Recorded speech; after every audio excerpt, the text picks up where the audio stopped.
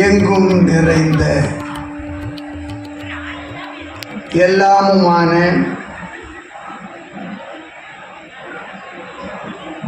அன்னை ஸ்ரீ பகவதியின் அருளினை நெஞ்சில் நினைந்து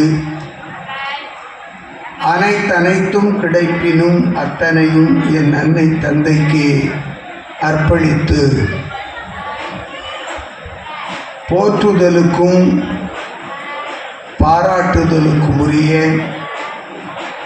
ஹைந்தவ சேவா சங்கத்தினை மிகச் சிறப்பாக நடாத்தி கொண்டிருக்கின்ற தொடர்புடைய பெரியோர்களே,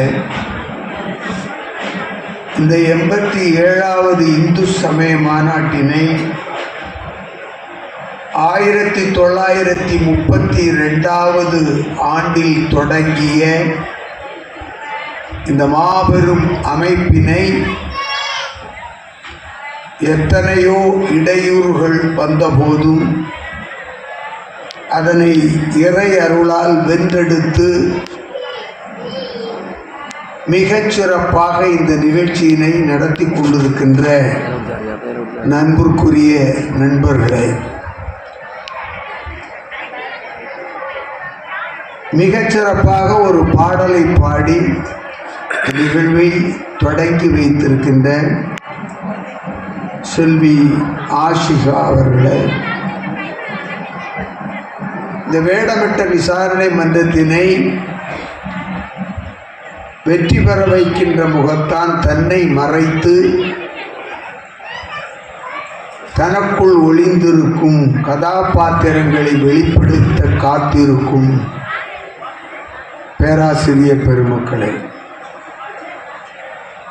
உபயதாரர்களாக விளங்குகின்ற திரு வி அரவிந்த், தமிழ்நாடு மெர்கண்டைல் வங்கியினுடைய லட்சுமிபுரம் மேலாளர் அவர்களே, விகேபி மேல்நிலைப் பள்ளியினுடைய ஆசிரியர்களே, அலுவலக நண்பர்களே, கொஞ்சம் கொஞ்சமாக ஒரு மரத்தில் பறவைகள் கூடுவதைப் போல ஆங்காங்கே இருந்து வந்து கூடிக்கொண்டிருக்கின்ற பக்த கோடிகளே, பெரியோர்களே, தாய்மார்களே, தம்பி தங்கைகளே, உங்கள் அத்தனை பேருக்கும் என்னுடைய அன்பு நிறைந்த வணக்கத்தை சொல்லி, காலதாமதமாக தொடங்கினாலும் இதனை காது கொடுத்து கேட்க வேண்டும் என்கிற முழு முனைப்போடு விழித்திருக்கிற பெரியோர்களுக்கு என்னுடைய நன்றி. இந்த ஆசனங்கள் ஆங்காங்கே மாறி மாறி இருப்பதனை நான் பார்க்கிறேன். இப்போ எல்லா ஆசனங்களும் மாறி மாறித்தான் இருக்கின்றன. இன்னும் ஒரு நிலைக்கு வரவில்லை. கூட்டணி அமைந்தால் எல்லா ஆசனங்களும் சரியாகிவிடும். ஆக கூட்டமாக குழுமி இருக்கின்ற சகோதரிகளை, முன்னெல்லாம் நான் பல ஆண்டுகளாக வந்து கொண்டிருக்கிறேன். இங்கேருந்தே இருப்பாங்க. அப்போல்லாம் நாற்காலி போட மாட்டாங்க. இப்போ என்னவோ தெரில, இந்த நாற்காலிகள் போட்டதனால் ஒரு சிக்கல், தூங்க முடியாது. ஒரு நல்ல தலைப்பினை கொடுத்து இந்த விழாவை மிகச்சிறப்பாக ஆக்கி கொண்டிருக்கின்ற தொடர்புடைய பெருமக்களுக்கு எங்களுடைய நன்றி. புராணங்களையும் இதிகாசங்களையும் மறந்து போய் கொண்டிருக்கிற ஒரு காலகட்டத்தில் இந்து மதத்தின் பெருமைகளை, இந்த தேசத்தின் சனாதனத்தின் ஆணி வேர்களை உலகத்திற்கு காட்டுகின்ற முகத்தான் ராமாயணம், மகாபாரதம் ஆகிய இதிகாசங்கள் மூலம் நம்முடைய இறை சக்தியின் வெளிப்பாடுகளை இது போன்ற கூட்டங்களில் கொண்டு கொடுப்பதற்கு கிடைத்த வாய்ப்பை மிகப்பெரிய வாய்ப்பாக நான் கருதுகிறேன். நீங்கள் செய்ய வேண்டியது வேறொன்றும் அல்ல, கொஞ்சம் ஆர்வமாக கேட்டால் போதும். ஆர்வமாக கேட்பது என்பது கொஞ்சம் நீ பேசுவது எனக்கு புரிகிறது என்று பாராட்டுகிற பொழுதோ, இல்லை நல்ல கருத்துக்களை சொல்லுகிற பொழுதோ, இல்லை நகைச்சுவைகளை உதிர்க்கிற பொழுதோ கைகளை தட்டி கொஞ்சம் ஆரவாரம் செய்தால் போதும். அந்த ஒருவரை தவிர மற்றவர்கள் எல்லாரும் கைதட்டலாம், அவருக்கு மட்டும் விதிவிலக்கு.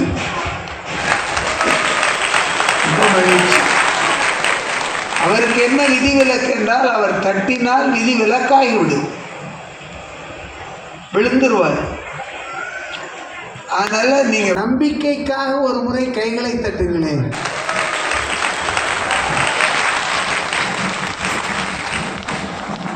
பரவாயில்ல, விழித்திருப்பவர்கள் நிறைய பேர். அதை சோதிக்கிறதுக்கு தான் நான் சொன்னேன். இந்த விழிப்புணர்வை சமூகத்திற்கு கொடுப்பதற்காக நம்முடைய மதத்தின் மாண்பு பெற்ற பேரிதிகாசங்களில் ஒன்றான ராம காவியத்தின் பெருமைகளை இந்த மாமன்றத்தில் வைப்பதற்கு கிடைத்த வாய்ப்பு மிகப்பெரிய வாய்ப்பு. வாழ பெரிதும் வழிகாட்டுவது எது?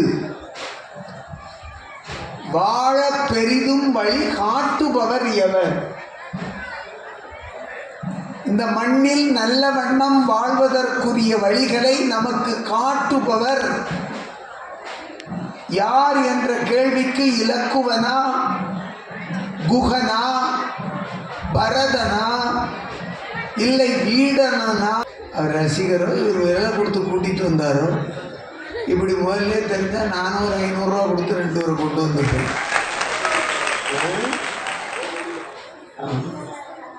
அதனால் அவருடைய நட்பை, அவருடைய அந்த சிரித்த முகத்தை பாருங்களேன். 12 மணிக்கும் இப்படி சிரிக்கிற ஆளுகளை நான் பார்த்ததே இல்லை. எங்களுக்கு என்ன பிரச்சனைன்னா, நேற்று முன்தினம் தான் வாங்கம்மா அவரு ஒரு படப்பிடிப்பு நடத்திட்டு இருக்காரு. நீங்க அவரை ஒன்று போடுறேன், ஒன்றுன்னா எடுத்துட்டு போங்க, ஒரேடியாக எடுத்துடக்கூடாது. இல்லை இருக்குல்ல அவங்களுக்கு. நான் கவனிச்சுக்கிட்டே தான் இருப்பேன் எவ்வளோ நேரம் இருப்பீங்கன்னு. ஏன்னா 450 ரூபா நாற்காலி 2 கொண்டு போய் இருக்கீங்க. செகண்ட் ஹேண்டுனால 450 ரூபா சொன்னேன். புதுசாக வாங்கினா 575 ரூபா. பார்த்துக்கோங்க. அப்போது வாழ பெரிதும் வழிகாட்டியாக அமைவது 2 பேர் இங்கே வந்திருக்கிறார்கள். ஒருவர் இலக்குவன், ஒருவர் குகன். ஆட்களை பார்த்தாலே நீங்கள் அந்த அர்த்தத்தில் இருக்கிறவருக்கு மனைவி இங்கே வந்திருக்காங்க. அவங்க யாராவது இருந்தாங்கன்னா, மனைவி யாராவது இருப்பாங்க இருந்தாங்கன்னா கைகளை தூக்கி எனக்கு ஒரு சமிஞ்சை காட்டினால் நல்லா இருக்கும். நீங்கள் தானம்மா பார்த்துக்கோங்க, இது அவர் தானான்னு பார்த்துக்கோங்க.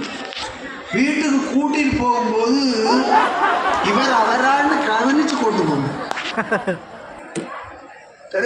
மலையாள திரைப்பட உலகத்தில் ஒப்பனையால் கலக்கென்று கலக்கிய நாகர்கோயில் கிருஷ்ணன் கோயில் கணேசன் அவர்கள் ஆட்கள் அத்தனை பேரையும் மாற்றிட்டார். அருமையார். எனக்கே இவங்களோடு இருக்கும் பொழுது காற்றில் இருந்த மாதிரி தான் இருக்கு. ஏன்னா அங்கே பாருங்க, அவர் வெள்ளி ஈட்டி, இங்கே பாருங்க இதுதான் அதே மாதிரி தான் இருக்கார். இந்த பக்கம் எல்லாம் குபேர பிரபுக்கள். ஆனால் எல்லாம் கானகத்தில் கண்டுபிடிச்சது தான். வானகம் போவதற்கு முன்பு கானகத்தில் இருந்து கண்டெடுத்த முத்துக்கள். அதனால் அந்த அர்த்தத்தில் இருக்கிறது குகன். குகன்னா யாருன்னு நான் சொல்ல, வெளிநாட்டிலேருந்து நேராக நிகழ்ச்சிக்கு வந்திருக்கிறாரு. அவர் வேலை பார்ப்பது சவுதி அரேபியாவில். அங்க வெயில்னு இங்க வந்தாரு. இங்க சவுதியை விட அதிகமா இருக்கு வெயில்னு, இனி நான் போயிடலாம்னு பாக்குறேங்கிற. முதலில் குகனை உள்ளே அனுப்பி இருக்கிறோம். இப்படி ஒவ்வொருவரையாக அனுப்புவேன், அதுதான் என்னுடைய வேலை. பெரும்பாலும் இன்னும் கொஞ்ச நாளைக்குள்ளாக இவர்கள் எல்லாருமே வரிசையா உள்ள போயிடுவாங்க. நான் இவர்களை சொன்னேன், நீங்க வேறு இடங்களையும் விடுத்து விடக்கூடாது. ஆமா, செவிக்கு உணவு இல்லாத பொழுது சிறிது வயிற்றுக்கு ஈயப்படும் என்றான் வள்ளுவன். இப்ப இங்கே செவிக்கு உணவு நிறைய கிடைக்கு. அதை ருசிக்க வைப்பது பேசுகிறவர்கள் அல்ல, கேட்பவர்கள். நீங்க கேட்டா நிகழ்ச்சி நல்லா இருக்கும். இல்லை, நான் எனக்கு 2 மணிக்கு தான் பஸ்ஸு, கொஞ்ச நேரம் உட்காந்துட்டு போகலாம்னு வந்தேன் அப்படின்ட்டு இருந்தால் ரசிக்காது. 2 மணிக்குன்னு தான் வந்தேன், கடைசியில் பார்த்தா 6 மணி வரை ஆளை விடாமல் உட்கார வச்சு விட்டாங்க அப்படின்னு சொன்னால் அது நிகழ்ச்சி. விரிச்சுக்கோங்கம்மா, அந்த துணியெல்லாம் விரிச்சுக்கோங்க. எல்லாம் அவங்கவுங்க வசதியாக தான் வந்திருக்காங்க. நான் எந்த ஊர்லேயும் இந்த மாதிரி பார்த்ததே இல்லை. அவங்கவுங்க உயரத்துக்கு ஒரு துண்டு வச்சுருக்காங்க. அவங்கவுங்க உயரத்துக்கு ஒரு துண்டு வச்சுருக்காங்க. ஏன்னா ஒரு இது மண்டைக்காடு வந்து ஒரு தற்காப்பு சிந்தனையுடைய ஊர். என்னாச்சு, அவர் ஒருத்தரும் ஊருக்கே துண்டு இருக்கிறார். இவங்க என்ன வீடு இல்லாமல் அங்கே வந்திருக்காங்க? இல்லை வீட்டில் கட்டில் இல்லையா, ஃபேன் இல்லையா, தூங்குறதுக்கு இடம் இல்லையா? அதையெல்லாம் போட்டுவிட்டு இந்த கட்டாந்தரையில் வந்து கிடக்கணும்னு என்ன விதியான்னு இல்லை. ஏன் ஏன் இந்த துண்டெல்லாம் கொண்டு வந்திருக்காங்க? தூங்கும் போதும் தமிழ் கேட்டு தூங்க வேண்டும் என்கிற பக்தி. அதனால தான் அங்கே ஒரு தமிழ் பக்தி படுத்து கிடக்கு, இங்கே ஒரு பக்தி விழுந்துறதுக்கு ரெடியாக. இப்போ எனக்கு இவங்கெல்லாம் துண்டு வச்சிருக்காங்க. பெரிய பெரிய பெட்ஷீட் நல்லாச்சு. எதுக்கு? அவர் படிச்சு போறாகும் பார்த்துறேன்னா நடக்காது. எது துப்பையா நிகழ்ச்சி நல்லா இருந்தா பார்க்கலாம், இல்லைன்னா விரிச்சு படுத்துடலாம். படுக்க விட மாட்டோம். நீங்களாம் படுக்க முடியாது, நாங்கள் வேணா உங்களை படுக்க வைப்போம். இதான் எங்க வேலை.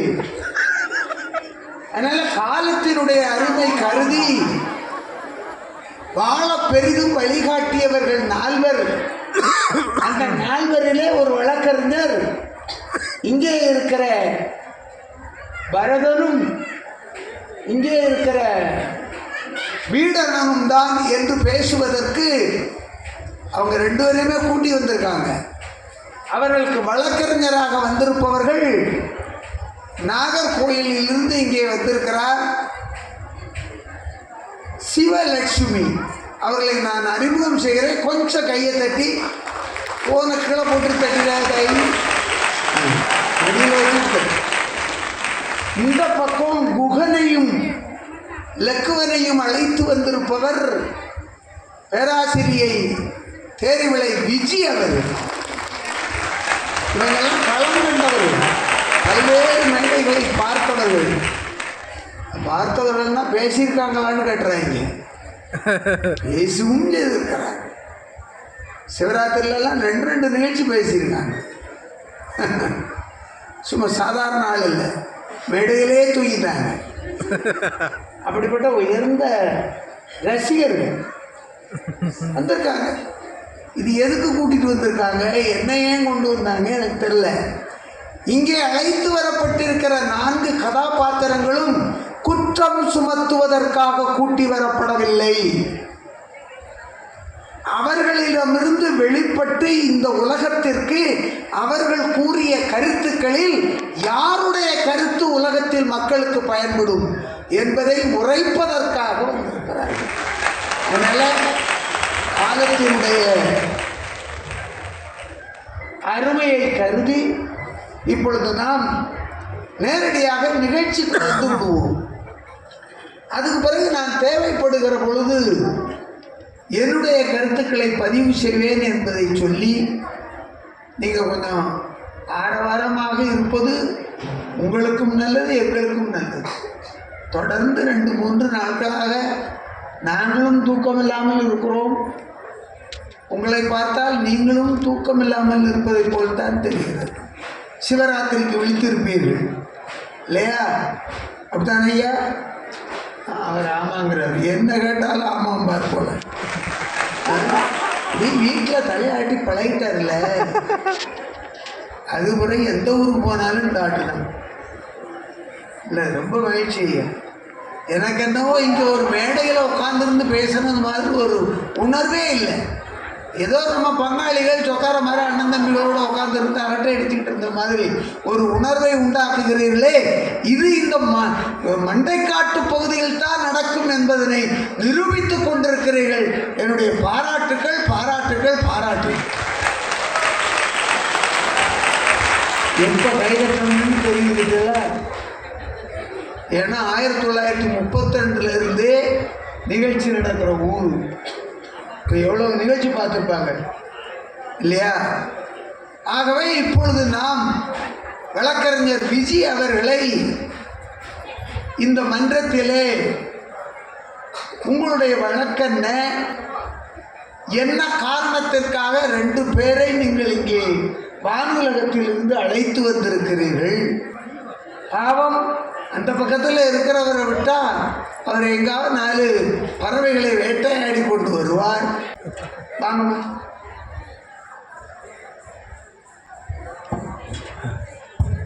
வருதம்மா? மைக்கு வரலன்னா மாமியாரை இழுக்கிறதா நினைச்சிட்டு இழுத்தணும். மாமியார் இல்லையே. மாமியாரே இல்லையா? அப்போ புண்ணியம் பண்ணவங்க இழுத்தா இழுத்துட்டு போயிட்டு போல. சரி, எல்லாம் அல்ல தேவி மண்டைக்காட்டாளை வணங்கி நீதிபதி அவர்களையும் வணங்கி என் உரையை தொடங்குகிறேன். ஐயா, இன்றைய காலகட்டத்தில் மனிதர்களின் வாழ்க்கை எப்படி இருக்கிறது?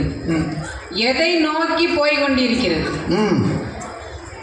மக்களுக்கு ஒரு நெறிமுறைப்படுத்தப்பட்ட வாழ்க்கை முறை இருக்கிறதா என்பது சந்தேகத்துக்குரியதாக ஆகிவிட்டது. பெற்றவர் சொல்லை பிள்ளைகள் கேட்பதில்லை. உதாரணம் பிள்ளைகளின் சொல்லை பெற்றவர்கள் அமர்ந்து கேட்பதில்லை. கேட்க வேண்டிய பேச்சு ஆசிரியரின் பேச்சு, அதையும் தற்சமயத்தில் மாணவர்கள் கேட்பதில்லை. ஆசிரியர்களுக்கு மரியாதையே கிடையாது.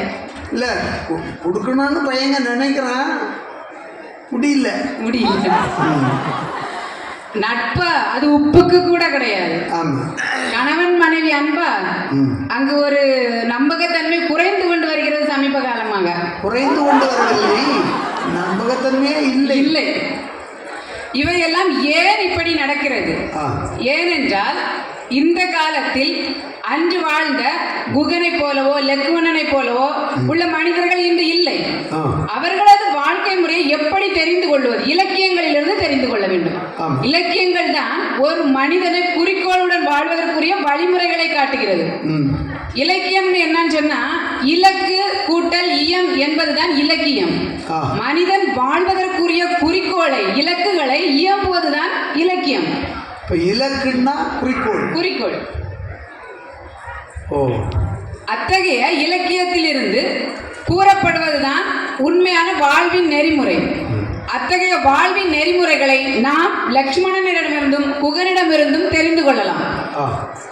அதனை தான் இந்த மக்களுக்கு தெரிவிப்பதற்காக, மக்களின் வாழ்க்கையை நெறிமுறைப்படுத்துவதற்காக அவர்களின் வாழ்க்கை முறைகளை ஒரு வழக்காக அவர்கள் முன் கொண்டு வந்து அவர்கள் வாழ்க்கையை நெறிப்படுத்தலாம் என்ற எண்ணத்தோடு நான் இந்த வழக்கை உங்களிடம் சமர்ப்பிக்கிறேன். அதாவது இங்கே கூடியிருக்கிற மக்கள் எளிதில் புரிந்து கொண்டு தன்னுடைய வாழ்க்கையை வடிவமைத்துக் கொள்வதற்கு வசதிக்காக ஒரு வழக்காக இங்கே வைக்கிறார்களே தவிர வேறு நோக்கம் இல்லை என்கிறார்கள். தப்பிச்சு போகணும்ல. சரி, இப்போ கூட்டிட்டு இருந்துட்டியே. ஆமாம், அவர்களுக்கு இன்றைய காலகட்டத்தில் அவர்களை குற்றவாளிகள் என்று குற்றவாளி கூண்டில் நிறுத்தாமல் அவர்களுக்கு அழகான ஆசனம் தந்து அமர வைத்த அவையோருக்கு முதல்ல நன்றியையும் தெரிவித்துக் கொள்கிறேன். சரி. ஏன்னா இப்போ பொதுவாகவே ஏதாவது நல்லது செய்யறவங்க வந்து நல்லவங்களே இல்லைன்னு சொல்லிடுவாங்க. அந்த மாதிரி இல்லாம வாழ்க்கை நெறிபட வாழ்ந்த 2 நபர்களுக்கு நல்ல ஆசனம் கொடுத்து அமர வைத்து அவர்களை விசாரித்து அவர்களின் வாழ்க்கையில் உள்ள தத்துவங்களை உணர்ந்து நாமும் நமது வாழ்க்கையை எப்படி மாற்றிக்கொள்ள வேண்டும் அப்படிங்கிறத ஒரு வழக்காக நான் வந்து உங்கள்கிட்ட பதிவு பண்றேன். நீதிபதி ஐயா, நீங்க அந்த வழக்கு அவங்க மூலமா அவங்கள்ட்ட இருந்து கேட்டதை தெரிஞ்சு மக்களுக்கு அந்த நெறிமுறைகளை வெளிப்படுத்தணும்னு கேட்டுக்கொண்டு அமைகிறேன். உட்காரு. ரொம்ப கண்ணியமான ஆட்கள், குறைவா பேசி நான் பார்த்ததே இல்லை. அவங்க ஒரு கருத்தை சொல்லியிருக்கிறாங்க. பிள்ளைகள் இன்னைக்கு ஏன் இந்த வழக்கினை இங்கே நான் பதிவு செய்கிறேன் என்றால், இன்றைய காலகட்டத்தில் எடுத்துருங்க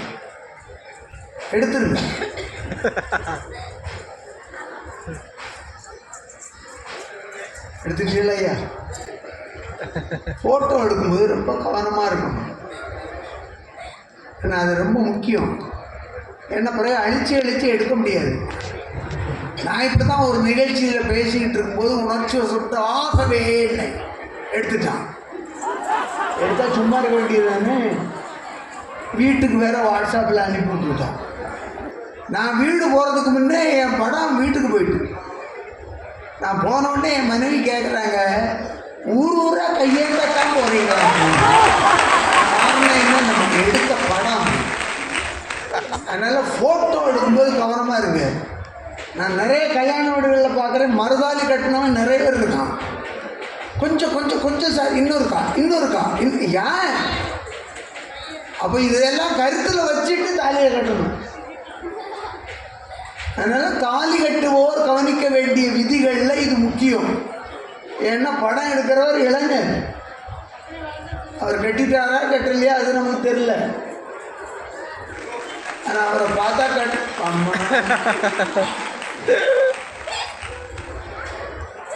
கட்டிட்டேம்மா போயிருவியா நிற்பியா? எடுத்துக்க இது அதுக்கு தான் இப்போ எழுச்சியும் வராங்க. இப்படி அங்கிட்டு இருந்துட்டு இப்படியே ஆமாம்மா என்ன எடுத்தியாம்மா? இப்படியே 2 பேர் 3 பேர் வந்து எடுத்துக்கிட்டே போனாங்க. எதுவும் நாற்காலி போட்டால் அதில் உட்காந்தோம், எடுத்தோம். இல்லை அந்த பாப்பா எடுத்தது அந்த பையனை போட்டு அடின்னு அடித்தோம். நான் தான் அப்பவே வேண்டாம், அந்த ஆள் மோசமான ஆள் மாதிரி தெரியுதுன்னு சொன்னோம்ல, நீ குட்டியாக இருந்தால் ஊங்கிட்டு அப்படின்னு அந்த அம்மா சொல்லி. அதனால் ஃபோட்டோ எடுக்கும்போது தயவு செய்து கவனமாக இருக்கும். யாராக இருந்தாலும் சரி. இப்போ வானுலகத்தில் இருந்து 4 பேர் வந்திருக்காங்களே, இவங்களுக்கு இதெல்லாம் தெரியாது. லக்குவா தெரியுமா? இதுக்கு பேர்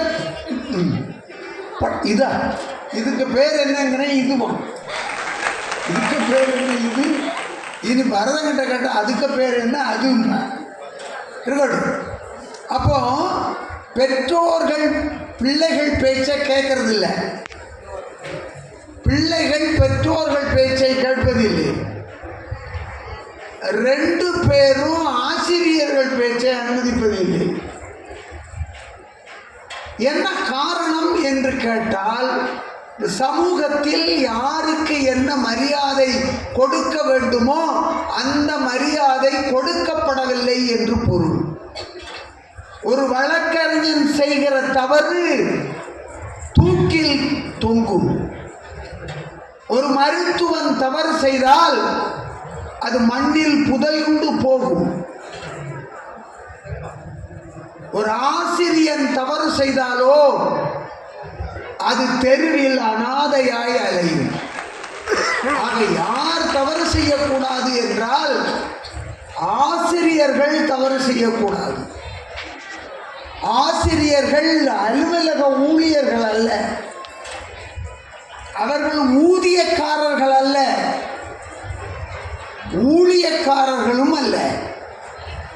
அவர்கள் சேவை மனப்பான்மையோடு தன்னுடைய வகுப்பறையில் தனக்கு முன்னால் அமர்ந்திருக்கின்ற அத்தனை பேரும் தன்னுடைய எதிர்காலத்தை என்னிடம் ஒப்படைத்திருக்கிறார்கள் என்கிற அக்கறை உடையவன் எவனோ அவன்தான் ஆசிரியர்.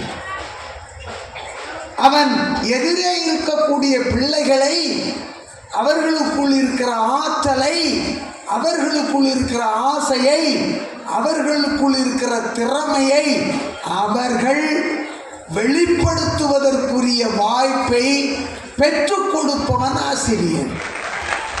இப்போ அப்படி இல்லை. ஆசிரியர்களுக்கு அதான் வேலை. நான் ராஜபாளையத்தில் 1983 வேலைக்கு சேர்ந்தேன், டீச்சராக சேர்ந்தேன். அப்போ என் பேர் டீச்சர். டீச்சராக 83 நான் பணியாற்றினேன். 10 ஆண்டுகள் போனது. அரசாங்கமும் சொன்னது, பெற்றோர்களும் சொன்னார்கள், நீங்கள் ஒன்று பாடம் நடத்தணும்னு அவசியம் இல்லை, பிள்ளைகள் மார்க் வாங்கணும்னா. உடனே இப்போது நான் டீச்சராக இருந்த நான் கோச்சராக மாறினேன். இப்போது என்னுடைய வேலை எப்படி யானையை பிள்ளையாருக்கு பூஜை செய்ய பழக்குகிறோமோ, எப்படி கரடியை மண்டி ஓட்ட பழக்குகிறோமோ, அது மாதிரி மாணவர்களை தேர்வுக்கு பழக்கணும். எழுது எழுது எழுது எழுது எழுது. இந்த பயிற்சி இதைத்தான் கொடுத்தேன். டீச்சராக வந்த நான் 10 ஆண்டுகளுக்கு பிறகு கோச்சராக மாறினேன். அரசாங்கமும் சொன்னது, பெற்றோர்களும் சொன்னார்கள், இது தவறு, என் பிள்ளைகளுக்கு இந்த மதிப்பெண்ணை வைத்துக்கொண்டு நாங்கள் என்ன செய்வது? அதனால் ஐயா நான் என்ன பண்ணணும்னு, நீங்கள் ஒன்றும் பாடமாக நடத்த வேண்டாம், சொல்லியும் கொடுக்க வேண்டாம், அவனை படிக்க விட்டுருவோம். கொடுத்துட்டேன். இப்பொழுது என்னுடைய வேலை வாட்சர். நான் கவனித்துக் கொண்டே இருப்பேன், அவர்கள் என்னை கவனித்துக் கொண்டே இருப்பார். டீச்சராக வந்தவன் கோச்சராக மாறி, அதற்கு பிறகு நான் என்ன பணியாற்றினேன் என்றால் வாட்சராக வித்தியாசப்படும். அப்போ தான் எனக்கு ஞானம் வந்தது. ஆகா, நம்ம வந்த வேலை வேற, பார்க்குற வேலை வேற. எனவே தன்னுடைய திறனை, தனக்கிட்ட கட்டளையை தான் மறந்து வாழுகிற ஒரு சமூகம் இது. இந்த சமூகத்தை வெளிப்படைய வைக்க வேண்டும். இந்த சமூகம் திருத்தப்பட வேண்டும். தவறுகளை தட்டி கேட்பதற்கு தைரியம் வேண்டும். ஆகவே அப்படிப்பட்ட சூழ்நிலையை உருவாக்கி கொடுப்பது லக்குவனா, குகனா, பரதனா, வீடனா. இப்போ இங்க ஒரு வழக்கறிஞர் இருக்காங்க. இவங்க எதுக்கு வந்திருக்கிறாங்க? எதுக்கு மாட்டீங்க? பரதனையும் வீடனையும் பார்த்துட்டு போகலான்னு வந்தாங்களாம். பரதனையும் வீடனையும் வானுலகத்தில் இருந்து அழைத்து வந்திருக்கிறார்கள். ஏன்? வாழ பெரிதும் வழிகாட்டுவது என் கட்சிக்காரர் தான் என்று பேசுவது. ஆகவே அவர்கள் என்ன கருத்தை சொல்ல போகிறார்கள் என்று பார்ப்போம். அகர முதல எழுத்தெல்லாம் ஆதி பகவன் முதற்றே உலகு. திருக்குறள். இம்மண்டை காட்டிலே வீற்றிருக்கும் பகவதி அம்மனின் பாதம் பணிந்து இவ்வரியதொரு வழக்காடு மன்றத்தில் எனக்கு வாதாட வாய்ப்பளித்த நீதிபதி அவர்களே, இவ் அவையில் அமர்ந்திருக்கும் பேச்சாளர் பெருமக்களே மற்றும் சான்றோர் பெருமக்களே, உங்கள் அனைவருக்கும் என் இனிய இரவு வணக்கங்கள். இவ்வழக்காடு மன்றத்தின் தலைப்பு என்னவென்றால், வாழ பெரிதும் வழிகாட்டுபவர்கள் யார்? இலக்குவனும் குகனுமா, இல்லை பரதனும் வீடனனுமா என்பதுதான் இங்கே உள்ள வழக்கு. நீதிபதி அவர்களே, இலக்கியம் என்பது சாதாரணமாக படித்துவிட்டு பரீட்சை எழுதி மதிப்பெண் வாங்குவதோடு நின்று விடுகிறது இன்றைய காலகட்டத்தில். ஆனால் இலக்கியம் என்பது ஒவ்வொரு இலக்கியமும் ஒவ்வொரு அறத்தை நமக்கு போதிக்கின்றது. அதை நாம் புரிந்து கொள்ள வேண்டும், அந்த அறத்தினை நாம் உட்கொள்ள வேண்டும் என்பதுதான் இலக்கியத்தின் முக்கியமான நோக்கமாக கருதப்படுகிறது. இலக்கியம் என்பது பொதுவாக நம் பாரத நாட்டோடு நின்று விடாமல் மலேசியா, சீனா, கம்போடியா போன்ற பல்வேறு நாடுகளில் பல்வேறு வடிவங்களில் பரவி காணப்படுகிறது. இதில் எனது கட்சிக்காரர்களான பரதனும் வீடனும் எந்த இலக்கியத்தில் வருகிறார்கள் என்றால், இதிகாச இலக்கியமான புராண இலக்கியமான இந்து சமயத்தின் வழிகாட்டு நூலான ராமாயணத்திலிருந்து நான் அவர்களை படித்தேன். நீதிபதி அவர்களே, இன்றைய காலகட்டத்தில் எதையும் எதிர்பார்க்காத தூய்மையான உண்மையான ஒரு அன்பினை நாம் யாரிடமாவது பார்க்க முடியுமா? முடிவதில்லை. அநீதி என்பது தலைவிரித்து ஆடிக்கொண்டிருக்கிறது. பதவி ஆசைக்காக வெறி பிடித்தவர்கள் போல் இங்கே நிறைய பேர் அல்லாடி கொண்டிருக்கிறார்கள். இத்தகைய காலகட்டத்தில் மனிதர்கள் இலக்கியத்தை வாழ்வியலாக படித்துக் கொள்ள வேண்டும். அப்பொழுதுதான் ஒருவன் தனது வாழ்க்கையை வலுப்படுத்தவும் வளப்படுத்தவும் பலப்படுத்தவும் முடியும் என்பதை நான் இங்கே பதிவு செய்து கொள்கிறேன். அது மட்டுமின்றி வாழ பெரிதும் வழிகாட்டுபவர்கள் எனது கட்சிக்காரர்களான பரதனும் வீடனுமே என்று கூறி இந்த அவையில் இருந்து விடைபெறுகிறேன். தட்டணும்னு நினைச்சா ஒற்றுமையாக தட்டுங்க, ஒவ்வொன்றா தட்டக்கூடாது. தட்டுக்க பார்ப்போம். இந்த கைதட்டுத்தான் இந்த வழக்கறிஞருக்கு பாராட்டு எல்லாம். அவ்வளோதானே, மனம் திறந்து பாராட்டணும். பிள்ளைகளை பாருங்க, சின்ன பிள்ளைகள் ஒருத்தர் புதுசாக சட்டை போட்டுட்டு வந்தால் பாராட்டுவான், நல்லா பாராட்டுவான். பேனாவை மூடியை திறந்து மைய பின்னால் அடிச்சு விட்ருவான், உனக்கெல்லாம் புது சட்டை அப்படின்னு. இது வாழ்க்கையா? அப்போ தவறுகளிலிருந்து தன்னை தற்காத்து கொள்ளுகிற வழிமுறைகளை கற்றுக் கொடுத்த இலக்கியத்தில் கதாநாயகர்களாக இங்கே 2 பேர்களை நான் அழைத்து வந்திருக்கிறேன். இவர்கள்தான் என்று பேசியிருக்கிறார்.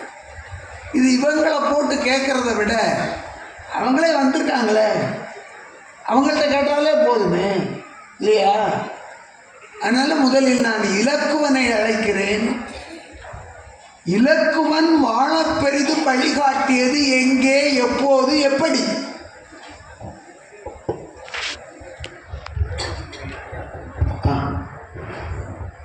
அனைவருக்கும் மங்களம் உண்டாகட்டும் என்று என்னுடைய தமையனார் இந்த உலகத்தினுடைய சகல ஜீவராசிகளையும் காத்து ரட்சித்துக் கொண்டிருக்கின்ற ஸ்ரீராமனை, அவருடைய பாதங்களை என் மனம் மொழி மெய்களால் வணங்கி அனைவருக்கும் மங்களத்தை தருமாறு அன்போடு வேண்டுகிறேன். கையில் என்ன வச்சிருக்கீங்க ஐயா? நான் விண்ணுலகிலிருந்து மண்ணுலகத்திற்கு வந்த பொழுது, இந்த வழக்காடு மன்றத்தை தேடி அலைந்து கொண்டிருந்த பொழுது, இது போன்ற ஒரு பெட்டியில் இருந்து ஒரு பாடல் ஒன்று கேட்டது. நான் இந்த மண்ணிலே கண்ட நல்லதையும் இங்கே சொல்ல வந்திருக்கிறேன், கெட்ட விஷயங்களையும் இங்கே சொல்ல வந்திருக்கிறேன். எனக்கு என்னவோ அந்த பாடலோடு இந்த நிகழ்வை தொடங்கலாம் என்ற ஒரு எண்ணம் இருக்கிறது. இந்த பொட்டி பாடின பாட்டா? இந்த பொட்டி பாடினது.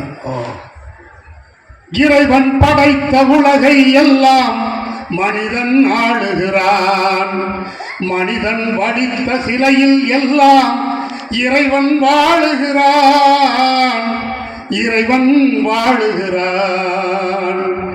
இறைவன் படைத்த உலகை எல்லாம் மனிதன் ஆளுகிறான், மனிதன் வடித்த சிலையில் எல்லாம் இறைவன் வாழுகிறான், இறைவன் வாழுகிறான்.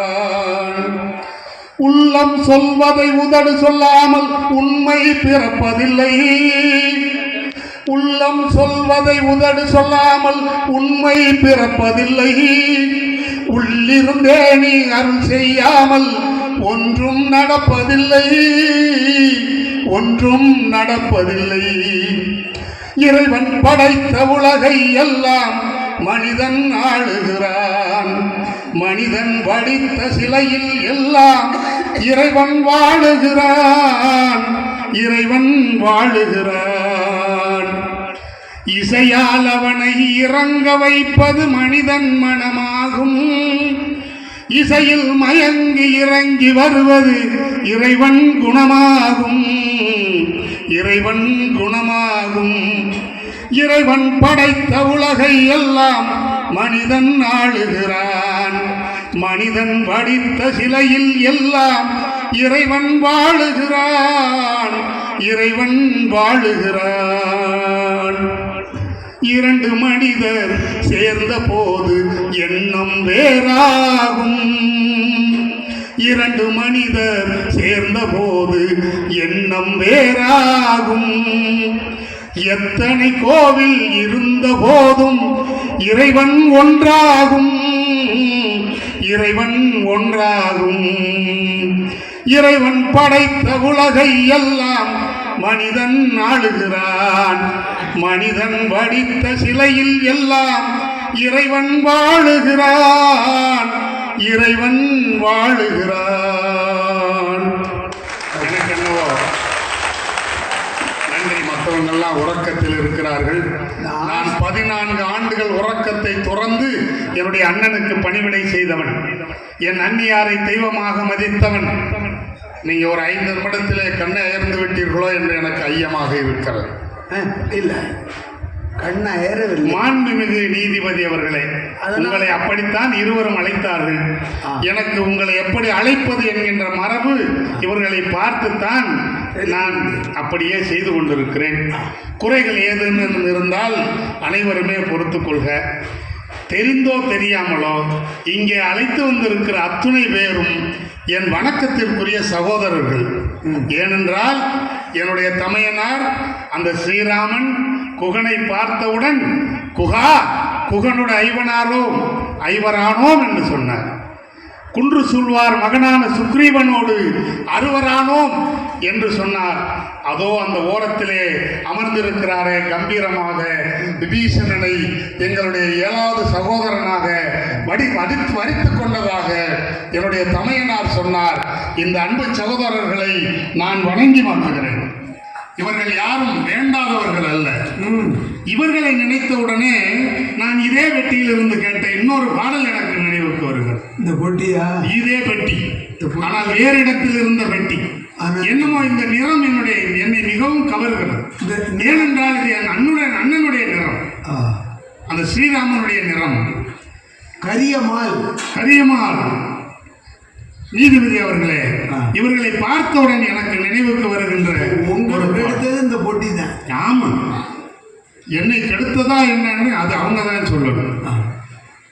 அது என்ன பாடல் அப்படின்னா, ராசாக்கள் மாளிகையும் கனக இன்பமடா, 4 கால் மண்டபம் போல் நாங்கள் கொண்ட சொந்தமடா. ராசாக்கள் மாளிகையும் கனக இன்பமடா, 4 கால் மண்டபம் போல் நாங்கள் கொண்ட சொந்தமடா. ரோசாவின் இதழ்களை போல் தீராத வாசமடா. ரோசாவின் இதழ்களை போல் தீராத வாசமடா. 100 ஆண்டு வாழ வைக்கும் மாறாத பாசமடா. முத்துக்கு முத்தாக சொத்துக்கு சொத்தாக அண்ணன் தம்பி பிறந்து வந்தோம் கண்ணுக்கு கண்ணாக. அன்பாலே இணைந்து வந்தோம் ஒண்ணுக்குள் ஒன்னாக. நீதிபதி அவர்களே, இந்த எங்களை போன்ற உடன் பிறந்தவர்கள் இந்த காலத்தில் இருக்கிறார்களா? அப்படியே உடன் பிறந்தவர்கள் இருந்தால், ஒரு 4 உடன்பிறப்புகள் ஒரு வீட்டிலே இருந்தால் 4 திசையிலும் இருந்து வருகின்ற அந்த பெண் தெய்வங்கள் அந்த குடும்பத்தை அப்படியே வைத்திருக்கிறார்களா இல்லையா என்பதை இந்த கூட்டத்தில் இருக்கின்ற வணக்கத்திற்குரிய தாய்மார்களிடம் ஒப்படைத்து விடுகிறேன். அது என்ன தாய்மார்களுக்கு தனியாக ஒப்படைக்கிறீங்க? ஏனென்றால் ஒரு குடும்பம் சிறப்படைவதும் சீரடைவதும் முழுக்க முழுக்க பெண்கள் கையிலே தான் இருக்கிறது. ஆண்டவன் வீட்டுக்கு வீடு வர முடியாது என்பதற்காக தாயை படைத்திருக்கிறான் சொல்லுவாங்க. ஆண்டவனிடம் வரம் கேட்டு பிறந்தால் அது ஆண் பிள்ளை, ஆண்டவனே வரமாக வந்து அந்த வீட்டிலே பிறந்தால் அது பெண் பிள்ளை என்று இலக்கியங்கள் சொல்லுகின்றன, புராணங்கள் சொல்லுகின்றன. தாங்கள் தெய்வத்தின் மறு அம்சம் என்பது தெரியாமலேயே எங்கள் பெண் தெய்வங்கள் இங்கே வாழ்ந்து கொண்டிருக்கிறார்கள். அவர்களுக்கு என் வணக்கத்திற்குரிய அன்னியார் சீதா பிராட்டியினுடைய அந்த பெருமைகளை சரியாக அவர்கள் உணரவில்லையோ என்கின்ற அச்சம் எனக்கு இருக்கிறது. ஒரு ஆண்மகன் எப்படி இருக்க வேண்டும் என்பதற்கு ஐயா, நான் தொடக்கத்தில் என்னுடைய பிரதான என்னுடைய வடிவம் 1000 நாவினை உடைய ஆதிசேஷன். ஏதாவது ஒன்றை பாராட்ட வேண்டும் என்றால் உயர்வு நிகழ்ச்சியாக என்ன சொல்லுவார்கள்? 1000 நாவினை உடைய ஆதிசேஷனாலேயே இதை சொல்ல முடியாது என்பார்கள். அந்த பெருமைக்குரிய ஆதிசேஷனாக ஆழ்வார்கள் குறிப்பிட்டதைப் போல ஸ்ரீராமன் நின்றால் குடையாக, அவர் அமர்ந்தால் சிம்மாசனமாக, அவர் சயனித்தால் படுக்கையாக, திருப்பால் கடலிலே அவருக்கு நான் படுக்கையாக இருந்தவன். அவர் ராம அவதாரத்தை எடுக்க துணிந்து கிளம்பும் பொழுது பாஞ்சசரியம் என்கின்ற அந்த சங்கு என் அன்பு சகோதரன் பரதனாக வடிவெடுக்கிறது. சுதர்சன சக்கரம் என்கின்ற அந்த விஷ்ணுவினுடைய கரங்களிலே இருக்கின்ற சக்கரம் சத்ருக்கணனாக வடிவெடுக்கிறது. என்னை விட்டுவிட்டு என்னுடைய இறைவன், என்னுடைய தலைவன் சென்று விடுவானோ என்று நான் ஐயப்பட்டு கொண்டிருந்த நேரத்திலே, ஆதிசேடா, இந்த அவதாரத்திலே என்னோடு எல்லா வினாடியும் உடனிருப்பவன் நீ வா என்று என்னை அழைத்து வந்து லக்ஷ்மணனாக இந்த பூமியிலே பிறக்க வைத்த அந்த புண்ணியவான் எனக்கு பெருமை சேர்த்தார். எனக்கு பெயரிட்டார்கள். எனக்கு என்னுடைய வழக்கறிஞர் குறிப்பிட்டதைப் போல இலக்கியம் என்பது இலக்கு பிளஸ் இயம். என்னுடைய பெயரிலேயே இலக்கு இருக்கிறது. இலக்கு கூட்டல் அவன், அதுதான் இந்த இலக்குவன். இலக்குவன் என்பதற்கு பொருள் நல்ல பண்புகளை உடையவன் என்பது. அது அந்த தேடி பிடிச்சு பெயர் வைத்தார்கள். எத்தனையோ சகோதரர்கள் இந்த சமூகத்திலே எங்களுடைய காலத்திற்கு முன்னும் சரி, எங்களுடைய காலத்திற்கு பின்னும் சரி பிறந்திருக்கிறார்கள், இன்னும் பிறப்பார்கள். ஆனால் ஒரு வீட்டிலே இரட்டை குழந்தைகள் பிறக்கிறது என்றால் அவர்களுக்கு வைக்கப்படுகின்ற பெயர் என்னுடைய தந்தையாக, என்னுடைய தமையனாக என்றும் என் நெஞ்சிலே நிறைந்திருக்கின்ற அந்த ஸ்ரீராமனின் பெயரை மூத்த பையனுக்கு ராமன் என்றும், இளையவனுக்கு என்னுடைய அன்பு சகோதரன் பரதனை ஒதுக்கிவிட்டு, ஏனென்றால் எங்களுடைய வரிசை ராமன், பரதன், லட்சுமணன், சத்ருக்கணன். என்னுடைய அன்பு சகோதரன் இன்னும் அவருக்கு அந்த வாய்ப்பு கிடைத்திருக்குமானால் என்னுடையிடமிருந்து அந்த பெயரை தட்டி பறித்திருக்கலாம். ஆனால் இயற்கையும் இறைவனும் அவருக்கு அந்த வாய்ப்பை கொடுக்கவில்லை. எனக்கு தந்திருக்கிறார்கள். என்னுடைய அண்ணனை நான் குறை சொல்வதற்கு வரவில்லை. இயற்கையும் இறைவனும் மனது வைத்தால் நமக்கு கிடைக்க வேண்டியது கிடைக்கும். நீதிபதி அவர்களே, 2 பெண் குழந்தைகள் பிறந்தால் கூட வேறு பெயர் வைக்க மாட்டார்கள். அந்த பெயரை அப்படியே மாற்றி ராமன் என்பதை ராமு என்று வைப்பார்கள், லட்சுமணன் என்பதை லட்சுமி என்று வைப்பார்கள். இரட்டையர்கள் என்றால் இந்த உலகம் உள்ளவரை என் குருநாதன், என்னுடைய இறைவன், என்னுடைய தந்தை, என்னுடைய தமையனார் ஸ்ரீராமனும் நானும் எல்லா குடும்பத்திலும் நீக்கமர நிறைந்திருக்கிறோம் என்பதே நாங்கள் ஒரு சகோதரனாக எப்படி இந்த பூமியிலே வாழ வேண்டும் என்பதை கற்றுக் கொடுத்திருக்கிறோம் என்று தெரிகிறது. நான் சில இடங்களிலே இந்த சில அரசியலை உற்று நோக்கும் பொழுது, அயோத்திய அரசியலா இல்லையா, இங்கிருக்கின்ற அரசியலை உற்று நோக்கும் பொழுது எங்கள் காலத்தில் நடந்த ஒரு சிறிய சம்பவம் நினைவுக்கு வருகிறது. எங்களுடைய வணக்கத்திற்குரிய அன்னியார், என் தெய்வம் சீதா பிராட்டியாரை ராவணன் கடத்தி சென்று விடுகிறார். என் அன்னை, என் அண்ணி, என் தெய்வம் எல்லாமுமாக இருக்கின்ற சீதா பிராட்டியார் இந்த பெண்களுக்கு ஒரு செய்தியை விட்டு செல்லுகிறார். எவ்வளவு பெரிய இன்னல் வந்த போதும் அறிவுக்கு வேலை கொடுங்கள், அறிவுக்கு வேலை கொடுங்கள், அந்த துன்பத்திலே துவண்டு விடாதீர்கள் என்பதை சொல்லுவதற்காக இந்த ராவணன் எங்கே சீதா பிராட்டியாரை தூக்கி சென்றிருக்கிறான் என்பதை எவரும் சொல்ல வாய்ப்பில்லை என கருதியதால் தான் அணிந்திருந்த நகைகளை வரிசையாக அங்கங்கே ஒவ்வொரு நகைகளாக விட்டு செல்கிறார். அப்படி விட்டு செல்லும் பொழுது அது அந்த கிஷ்கிந்தை என்று சொல்லக்கூடிய சுக்ரீவனுடைய வாலியினுடைய அந்த நகரத்திலே விழுகிறது. அங்கே இருப்பவர்கள் எல்லாம் குரங்கினம், அங்கே இருந்தவர்கள் எல்லாம் குரங்கினம். அந்த கீழே கிடக்கின்ற அந்த நகைகளை எல்லாம் எடுக்கிறார்கள். அது ஏதோ கண்ணை கவரும் வண்ணத்திலே இருக்கிறது என்பது தெரிகிறது. அது உடலிலே பூட்டப்படுகின்ற ஆபரணங்கள் என்று ஓரளவு யூகிக்க முடிகிறது. ஆனால் அவர்களுக்கு போதுமான அறிவில்லாத காரணத்தினால் காதிலே மாட்ட வேண்டியதை மூக்கிலே மாட்ட வேண்டியதை கழுத்திலே, தலையிலே சூட வேண்டிய சூளாமணியை இடுப்பிலே என்று இஷ்டத்துக்கு மாறி மாறி அணிகிறார்கள். அவர்கள் அங்கே செய்ததை இங்கே செய்கிறார்களோ என்கின்ற ஐயம் எனக்கு வருகிறது. யாரை எங்கே வைப்பது என்று யாருக்கும் தெரியல. அண்டங்காக்கைக்கும் குயில்களுக்கும் வேதம் புரியல. பேரு எடுத்து உண்மையை சொல்லி பிழைக்க முடியல. இங்கே பீடிகளுக்கும் ஊதுபத்திக்கும் வேதம் புரியல. யாரை எங்கே வைப்பது என்று யாருக்கும் தெரியல. அண்டங்காக்கைக்கும் குயில்களுக்கும் வேதம் புரியல. அது குரங்கினம். நல்லது கெட்டது தெரியாமல் இருக்கலாம். ஆனால் அறிவு படைத்த நமக்கு தெரிய வேண்டும் யாரை எங்கே உட்கார வைக்க வேண்டும் என்று தெளிந்து யோசித்து முடிவெடுங்கள். நிறைவாக ஒரே ஒரு செய்தி, நான் அதை விட்டு விடுவோனோ என்கின்ற ஐயம் இருக்கிறது.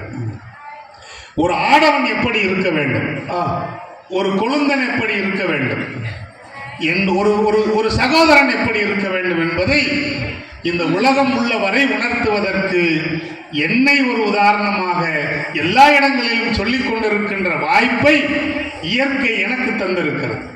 இவர்களுக்கு தர மறுத்து விட்டது. அதனால் நான் முன்னணியில் இருக்கிறேன். இவர்கள் அதை செய்யவில்லை என்று நான் குற்றம் சாட்ட வரவில்லை. வாய்ப்பு அவர்களுக்கு கிடைக்கவில்லை. இந்த நகைகளை எல்லாம் என் அண்ணியார் எடுத்து அங்கே போட்டு விட்டார்கள். இதை ஸ்ரீராமரிடம் கொண்டு வந்து சேர்க்கிறார்கள். ஸ்ரீராமருக்கு அந்த நகைகளை பார்த்தவுடன் கண்ணீர் பெருக்கெடுத்து ஓடுகிறது. மூர்ச்சை அடைகிறார். மூர்ச்சையை தெளிவிக்கிறார்கள். மீண்டும் நகைகளை பார்க்கிறார், மூர்ச்சை அடைகிறார். இதற்கு மேலும் அவரை சோதிக்க விரும்பாததால் அவர் மிக எளிதாக லக்குவனிடம் காட்டுங்கள், அவன் அடையாளம் சொல்லுவான் என்று ஒற்றை வரியில் சொல்லிவிடுகிறார். அந்த நகைகள் ஒவ்வொன்றாக என்னிடம் காட்டப்படுகிறது. என் தாய் சூடியிருந்த அந்த சூடாமணி, அந்த குண்டலங்கள், கழுத்திலே அணிந்திருந்த நகைகள், ஒட்டியானம் என்று எல்லா நகைகளும் ஒவ்வொன்றாக என்னிடம் காட்டப்படுகிறது. இறைவனுக்கு பொதுவாக எந்த நகையும் எனக்கு அடையாளம் தெரியவில்லை. ஆனால் ஒவ்வொன்றாக காட்டிக்கொண்டே வரும் பொழுது என் தாய், என்னுடைய அண்ணியார் சீதா பிராட்டி காலிலே அணிந்திருந்த தண்டையை காட்டுகிறார்கள். எனக்கு எல்லளவும் ஐயமில்லாமல் இது என் அண்ணியாருடைய நகை என்று நான் சொல்ல முடிகிறது. காரணம், என் அண்ணியின் முகத்தை நான் எல்லளவும் ஏறிட்டு பார்த்ததில்லை. அவர்களோடு நான் பேசிக்கொண்டிருந்த பொழுதெல்லாம் அவர்கள் பாதத்தை பார்த்துத்தான் நான் பேசினேன். அதனால் அந்த தண்டை என் கண்ணை விட்டு அகலவில்லை.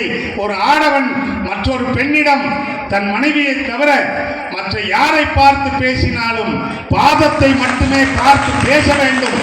அதனால் இந்த உலகத்திலே கற்பு நெறி எல்லளவும் கெட்டுவிடாமல் இருக்கும் காவல் நிலையங்கள் தேவையில்லை.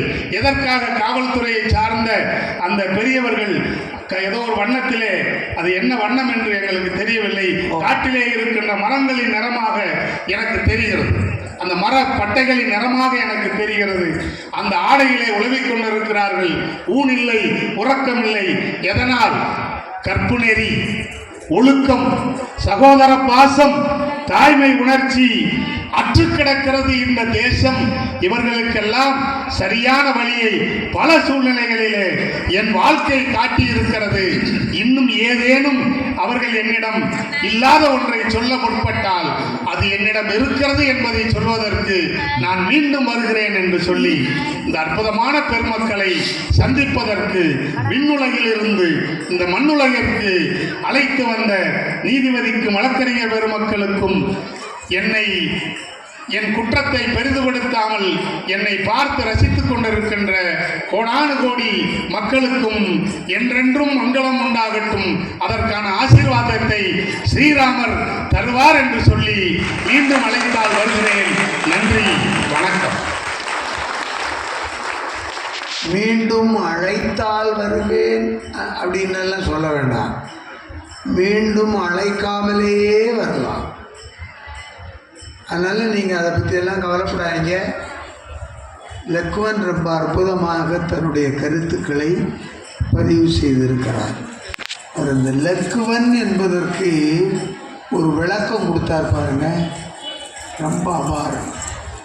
இலக்கு கூட்டல் இயம் இலக்கியம் என்று இலக்கியத்திற்கு குறிக்கோளை சொல்வது என்று பொருள். அவர் அதை தனக்கு சாதகமாக பயன்படுத்தி இலக்கு அவன், அவனே இலக்குவன் என்று தன்னை முன்னிலைப்படுத்துகிற அந்த வாதம் இந்த மன்றத்தில் போற்றப்படுகிற ஒரு வாதம். அதில் எனக்கு இன்னொன்று நம்ம ஊரில் சொல்லுவாங்க, என்னடா லக்கு இல்லாமல் தெரியுற அப்படிம்பாங்க. இன்னும் சில பையங்க 125 சிசியை வாங்கி 180 கிலோமீட்டர் ஸ்பீடில் போவோம். எத்தனை கிலோமீட்டர் ஸ்பீடில் போனாலும் கடைசியில் போய் சேருவது என்னவோ 108 தான். போவோம். அப்போ அதை பார்த்துக்கிட்டு தெருவில் நிற்கிறவங்க சொல்லுவாங்க, தப்போது பாரு லக்கு இல்லாத கூட்டம்.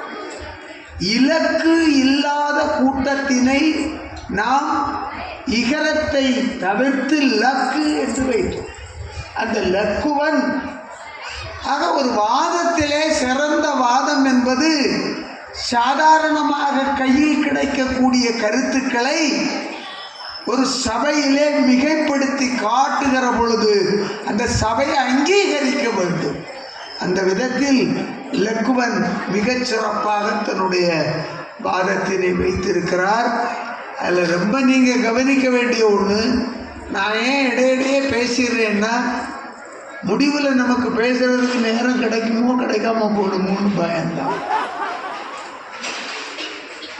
ஏனென்று சொன்னால் அன்புக்குரியவர்களே, ஒன்றை ஞாபகத்தில் நாம் வைத்து கொள்ள வேண்டும்.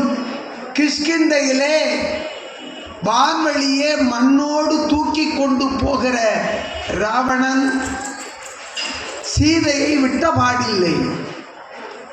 கழுகின் வேந்தன் ராவணனை இடைமறித்து சீதையை காப்பாற்றுவதற்கு முயற்சி செய்கிறார், முடியவில்லை. இப்போது லக்குவன் சொன்ன சீதை தன்னுடைய அறிவின் ஆற்றலால் தன் நகைகளை எல்லாம் கலற்றி கலற்றி போடுகிறாள். அவற்றை எடுத்து கொண்டது வானரம். நல்லா ஞாபகம் வச்சுக்கோங்க. நம்ம மாதிரி ஆள்கள் 4 பேர் எடுத்திருந்தோம்னா நகை போயிருக்காது. எடுத்தது வானரம். ஆகவே அவர்கள் சுக்ரீவனிடம் கொண்டு போய் சேர்த்து விட்டார்கள். கடைசியிலே சீதை இருப்பது எங்கே என்பதை கண்டுபிடிப்பதற்கு சபரி சுக்ரீவனிடம் போவதற்கு அடையாளம் காட்டுகிறாள். அங்கே போகிறாங்க. போகிற பொழுது அங்கே இருக்கக்கூடிய நகை பொட்டலத்தை தூக்கி கொண்டு போய் காட்டுகிறார்கள். அப்போதுதான் லக்குவன் சொன்ன விஷயம் வருகிறது.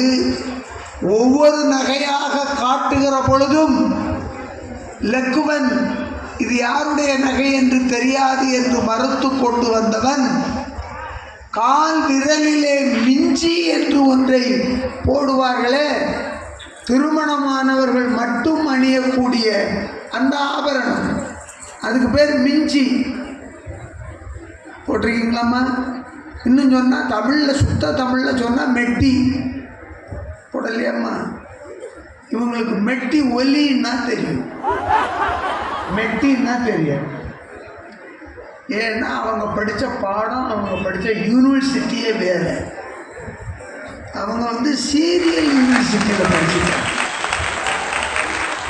அது சீரியஸாக தான் படிப்பாங்க. அப்போ நீங்கள் ஒன்று நினச்சி பாருங்க, அந்த மிஞ்சி இருக்கிறதே, அந்த மிஞ்சியை தூக்கி காட்டுகிறான் ராமன். லக்குவன் அதை பார்த்துவிட்டு ஆனந்த கண்ணீர் வடித்து, அண்ணா இது என் அன்னை சீதாதேவியினுடையது தான் என்றார். இல்லை, என்ன சிறப்பு என்றால், ஒரு காலகட்டத்திலே அண்ணியாக இருந்தாலும் சரி, அன்னையாக இருந்தாலும் சரி, திருமணமான பெண்களை மிஞ்சிக்கு மேலே பார்க்கிற பழக்கம் இல்லை. மிஞ்சிக்கு மேலே மிஞ்சாத பார்வை உடைய நாடு இந்த நாடு. அதனால தான் அவனுக்கு மிஞ்சி மட்டும்தான் தன் அந்நியருடையது என்று அடையாளம் காட்ட முடிந்தது. அதனால திருமணமானவர்கள் மிஞ்சி போடுறது நல்லது. மாண்புமிகு நீதிபதி அவர்களே, நீங்கள் தொடங்கும் போதே உங்களுடைய வழக்கறிஞர் கூட பேசுகிற போது சந்தேகம் எழுகிறது. ஒரு நீதிபதியும் 2 வழக்கறிஞர்களும் ரகசியமாக பேசிக்கொண்டால் இன்றைய காலகட்டத்தில் என்ன நினைக்க தோன்றுமோ அதுதான் தோன்றும். வேற என்ன பெட்டி கிடைக்குமான்னு கேட்பான். என்ன ரகசியத்துக்கு என்ன இருக்கு? அப்படி ஏதாவது வாங்கி கொண்டு தீர்ப்பை மட்டும் மாற்றி விடாதீர்கள். மாற்ற மாட்டேன், ஏமாற்றுவேன். நீங்கள் மாற்றிக்கொள்வீர்கள். எல்லா கரன்சியும் கவுண்டிங்கில் இருக்கு. ஓ, மாற்ற மாட்டேன், ஆனால் நான் மாட்டிக்கொள்வீர்கள். ஓ ஆமாம். ராமநாமம் சொன்னாலே பாவம் தொலைந்து போகுமே, ராமநாமம் சொன்னாலே பாவம் தொலைந்து போகுமே, இந்துவாக வாழ்ந்தாலே ஜென்ம பாவம் விலகுமே, இந்துவாக வாழ்ந்தாலே ஜென்ம பாவம் விலகுமே. ஹரே ராம ராம ராம ஹரே ஹரே, ஹரே ராம ராம ராம ஹரே ஹரே. நீதிபதி அவர்களே, என்னையா பாமரனை பண்புள்ளவனாக ஆக்குவது, பண்புள்ளவனை இறைநிலைக்கு உயர்த்துவது சமயம். அதனால்தான் பாரதம் தனது சமயத்தை கைவிடுமேயானால் அது பிற நாடுகளைப் போல் அழிந்துவிடும் என்று சொன்னவர் சுவாமி விவேகானந்தர். பாரத நாடு பழம்பெரும் நாடு, நீரதன் புதல்வர், இந்நினைவினை அகற்றாதீர் என்று சொன்னவர் யார் சொன்னார்? மகாகவி பாரதியார். ஒரு தேசிய கவியும் ஒரு தேசிய சுரவியும் சொல்லுகின்ற போது அந்த 2 வார்த்தையிலும் வருவது இந்த வார்த்தை எது? தம்பி லக்ஷ்மண் அழகா சொன்னார்கள். எங்களுடைய 2 பேரை தான் பிள்ளைகளுக்கு வைத்திருக்கிறது, பிள்ளைகளுக்கு வைத்திருக்கிறது என்று. உண்மைதான், மறுப்பதற்கு இல்லை. ஆனால் இந்த பரதனுடைய பெயரை 2 தேசிய துறவியும் கவியும் வைத்த இடம் எங்கே பார்த்தீர்களா? பாரதம். பாரதம். இந்த பரதனுடைய பெயர், இந்த பரதனுடைய வாழ்க்கை எவ்வளவு சிறப்புடையதாக உயர்ந்து இருந்தது என்பதற்கு இது அடையாளம். தேசம் முழுவதும் இந்த பாரதம். இலக்குவனுடைய பெயர் இந்த பாரதத்தில் வாழுகிற 1-2 பெயர்களுக்கு மட்டுமே பெயர்களாக இருக்கின்றன. ஆனால் இந்த பிள்ளைகளை எல்லாம் சுமக்கிற இந்த தேசத்திற்கு பாரதம் என்று பெயர். பரதம். பரதம். ஆக உங்ககிட்ட இருந்து தான் இந்த நாட்டுக்கு பேரே வந்தது. பேசி பேசி மருவிதான் பாரதம் என்று சொல்லக்கூடிய சொல் இந்த பரதனிலிருந்து வெளிப்பட்டது. காரணம் என்ன? இந்த பரதனுடைய வாழ்க்கை அவ்வளவு சிறப்புடையது. அன்னை சொல்லுகின்ற போது, கோசலை அன்னை சொல்லுகின்ற போது கூட என்ன சொன்னார் தெரியுமா? ராமபிரான் நிறை குணத்தவன் என்று சொன்னார். ராமனை சொல்லுகின்ற போது, அண்ணனை சொல்லுகின்ற போது நிறை குணத்தவன் என்று சொன்னார். நிறை குணத்தவன் என்று நான் சொன்ன எல்லாவற்றையும் ஒரே மனநிலையோடு ஏற்றுக்கொள்ளக்கூடிய மனநிலையே உடையவன் ராமபிரான். அது சொல்லுகின்ற போது அடுத்த வரியிலே சொன்னார், ராமபிரான் நிறை குணத்தவன், ஆனால் நின்னிலும் நல்லவன் பரதன், நின்னிலும் நல்லவன் பரதன் என்று சொன்னார். ராமனுக்கு இந்த குறையே இல்லை. ஆனால் ராமனை சொல்லுகின்ற போது, பரதனை சந்தித்து பேசுகின்ற போது, சொல்லுகின்ற போது இந்த வார்த்தையை சொன்னார் என்று சொன்னால், பரதனுடைய நல்ல குணங்கள் இந்த சமூகத்திலே எப்படி மக்கள் பார்த்து வாழுகின்ற வாழ்க்கை முறைக்கு முன் உதாரணமாக இருந்த காரணத்தினால் இந்த தேசம் முழுவதும் இந்த தேசத்தின் அடையாளமாக பாரதம் என்ற பெயர் வந்திருக்கும் என்பதை நாம் சிந்தித்து பார்க்க வேண்டும்.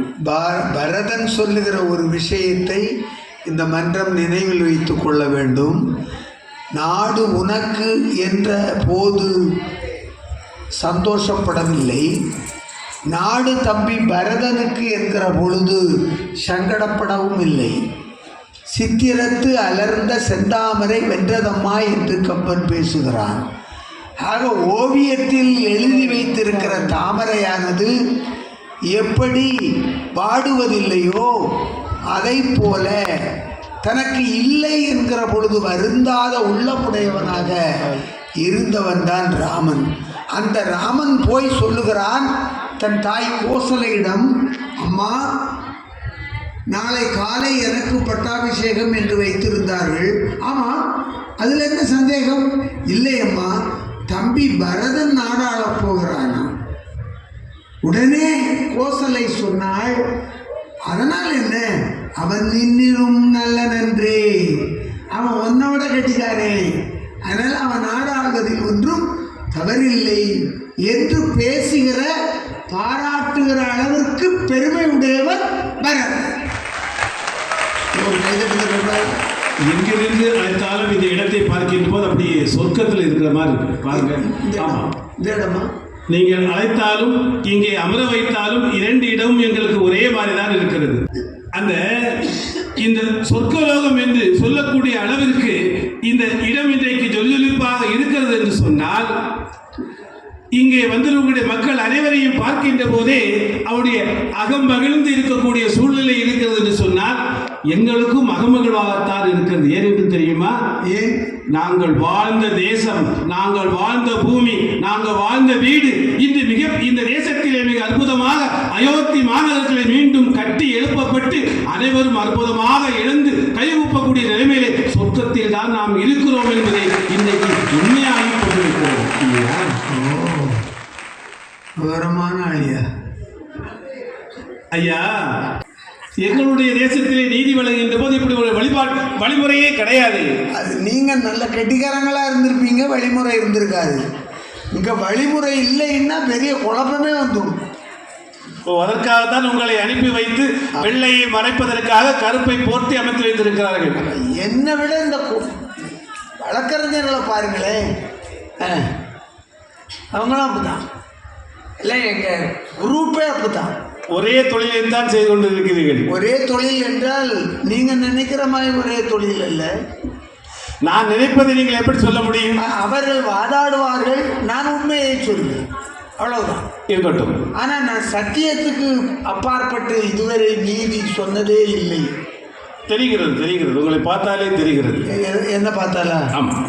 ஓ, அப்படின்னா இனிமேல் சொல்ல வேண்டியதே இல்லை. நீங்கள் நீதி பாதியாக சொல்லுகிறீர்களா, நீதி முழுமையாக சொல்லுகிறா என்பதை நிகழ்ச்சியுடைய நிறைவிலே நாம் பார்ப்போம். அது கொடுக்கிற நிதியை பொறுத்து.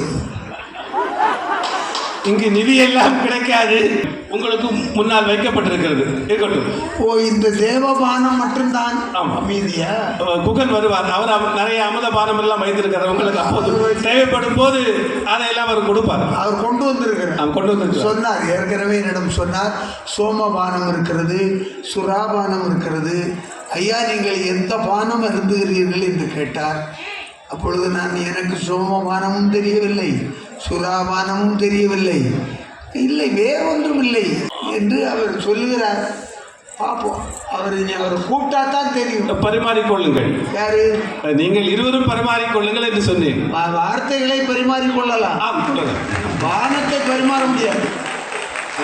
எதை வேண்டுமானால் பரிமாறிக்கொள்ளுங்கள். சரி. மாண்புமிகு நீதிபதி அவர்களே, ஒரு தாய்க்கு 4 பிள்ளைகள் என்று சொன்னால் அந்த 4 பிள்ளைகளுக்கும் பெற்றெடுத்த அன்னைக்கு ஒரே மாதிரி தான். ஆனால் எப்போதாவது ஒரு அன்னை தன் பிள்ளைக்கு ஒரு மாற்று விஷயத்தை தகவலை சொல்லி ஒரு கேடு என்ற எண்ணத்தை ஒரு கெட்ட பெயரை ஏற்படுத்தினால் என்ற குற்றத்தை இந்த சமூகத்திலே எந்த பிள்ளையாவது அனுபவித்ததுண்டா?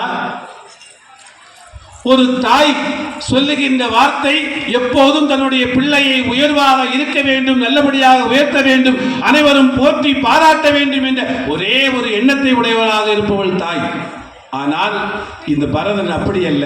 இந்த பரதனுக்கு ஏற்பட்ட நிகழ்வுகளை எல்லாம் பார்க்கின்ற போது நான் எதுவுமே அறியாத நேரத்தில், எதுவுமே தெரியாத நேரத்தில் அப்படிப்பட்ட ஒரு அநீதி நடந்து அந்த முழுக்க அந்த ராம காவியம் முழுவதும் நாம் எல்லோராலும் இழந்து பேசப்பட்டவன் இந்த பரதன்.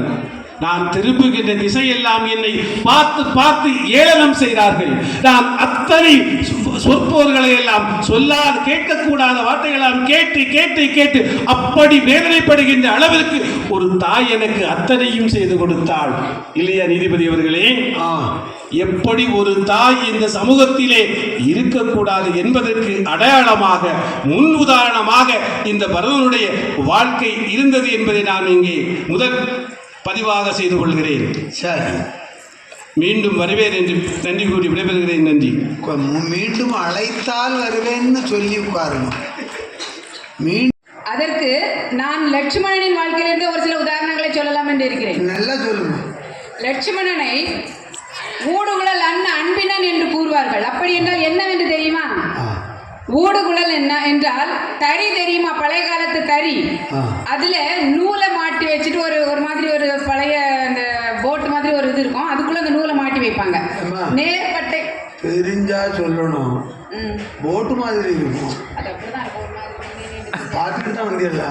சரி, ஊடுகுழல் அண்ணன் அப்படின்னா என்னப்பா?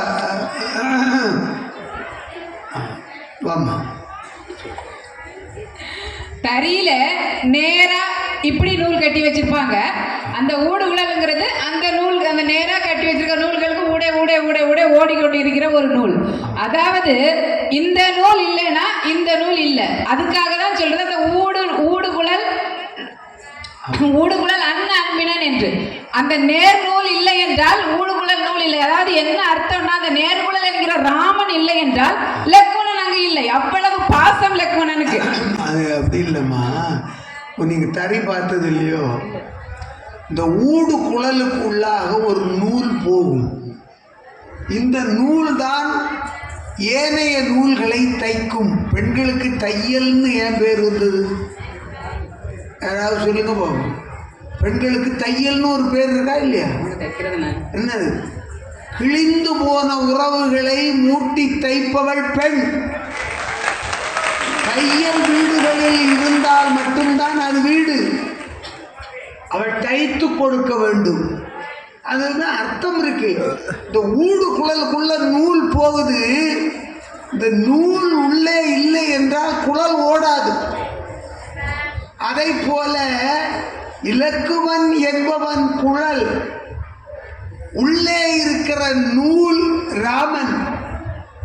ஊடு குழல் எவ்வாறு இருக்கிறதோ அதை போல இரண்டும் இணைந்திருக்கிறது என்று பொருள். ஆமா. தசரதனுடைய பிள்ளைகள் வளர்ந்து வருகிறார்கள். அவர்களுக்கு 12 வயது ஆகிறது. அப்பொழுது ஒரு முறை விஸ்வாமித்திரர் வருகிறார். அவரது யாகத்தை தாடகையும் மாரீசனும் சுபானும் சேர்ந்து தடங்கல் செய்து கொண்டிருக்கிறார்கள். அதை காவல் காப்பதற்காக ராமனை அழைத்து செல்ல வந்திருக்கிறார் விஸ்வாமித்திரர். அவனோ பாலகன்.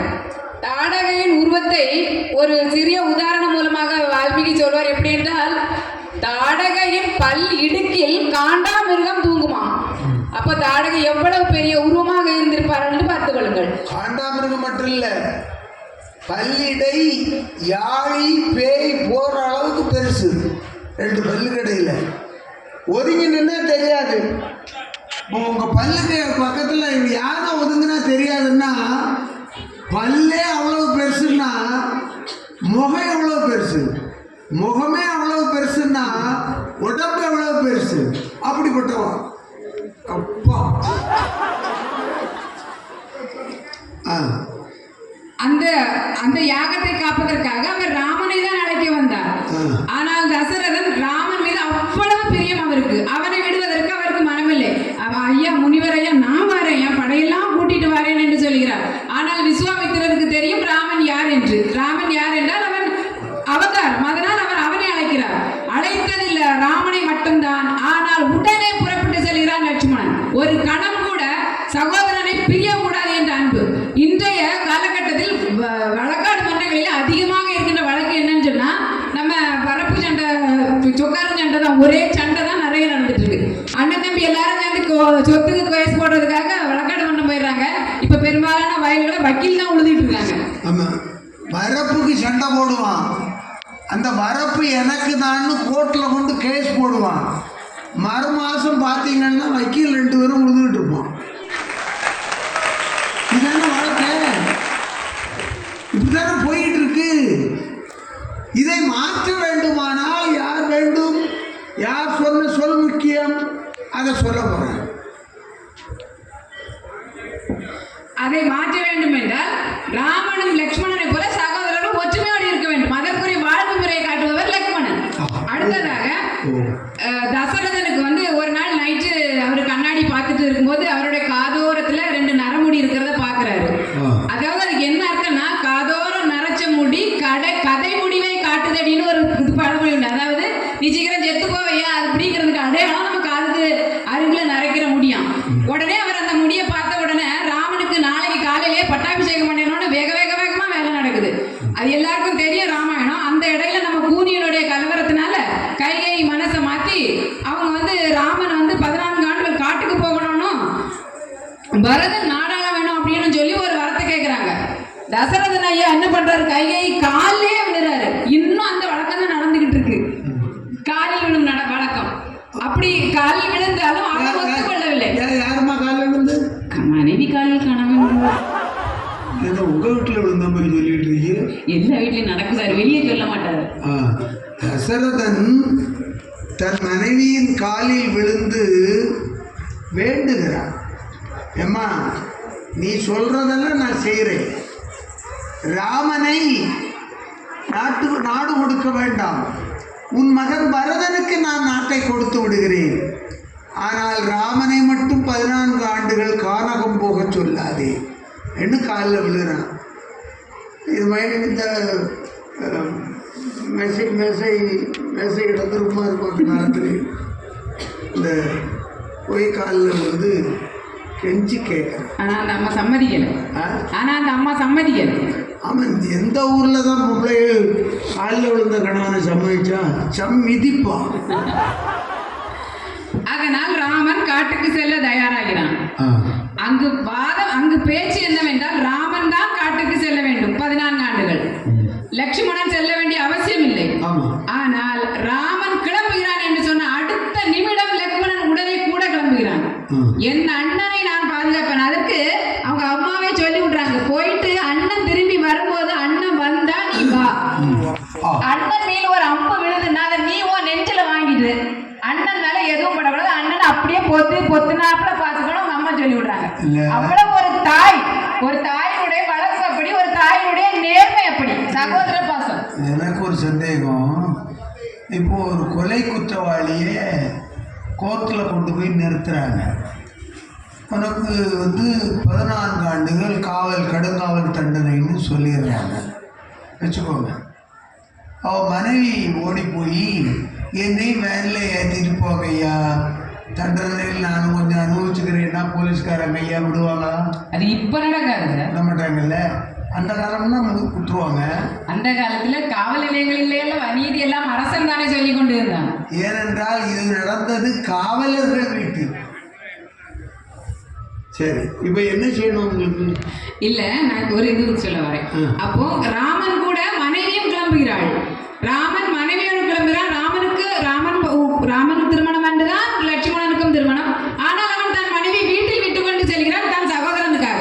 காட்டிலே சென்றவுடன் அவர் ராமன் சொல்லுவாரா, தம்பி நீ இந்த இடத்துல இப்படி ஒண்ணு எல்லாம் பர்ணசாலை கட்டிருந்தேன்னா உடனே அவருக்கு கோவமா, என்னன்னா நீ காலால சொல்லு, நான் அதை தலையால செய்கிறேன். அதாவது ஒரு சகோதர பாசம்.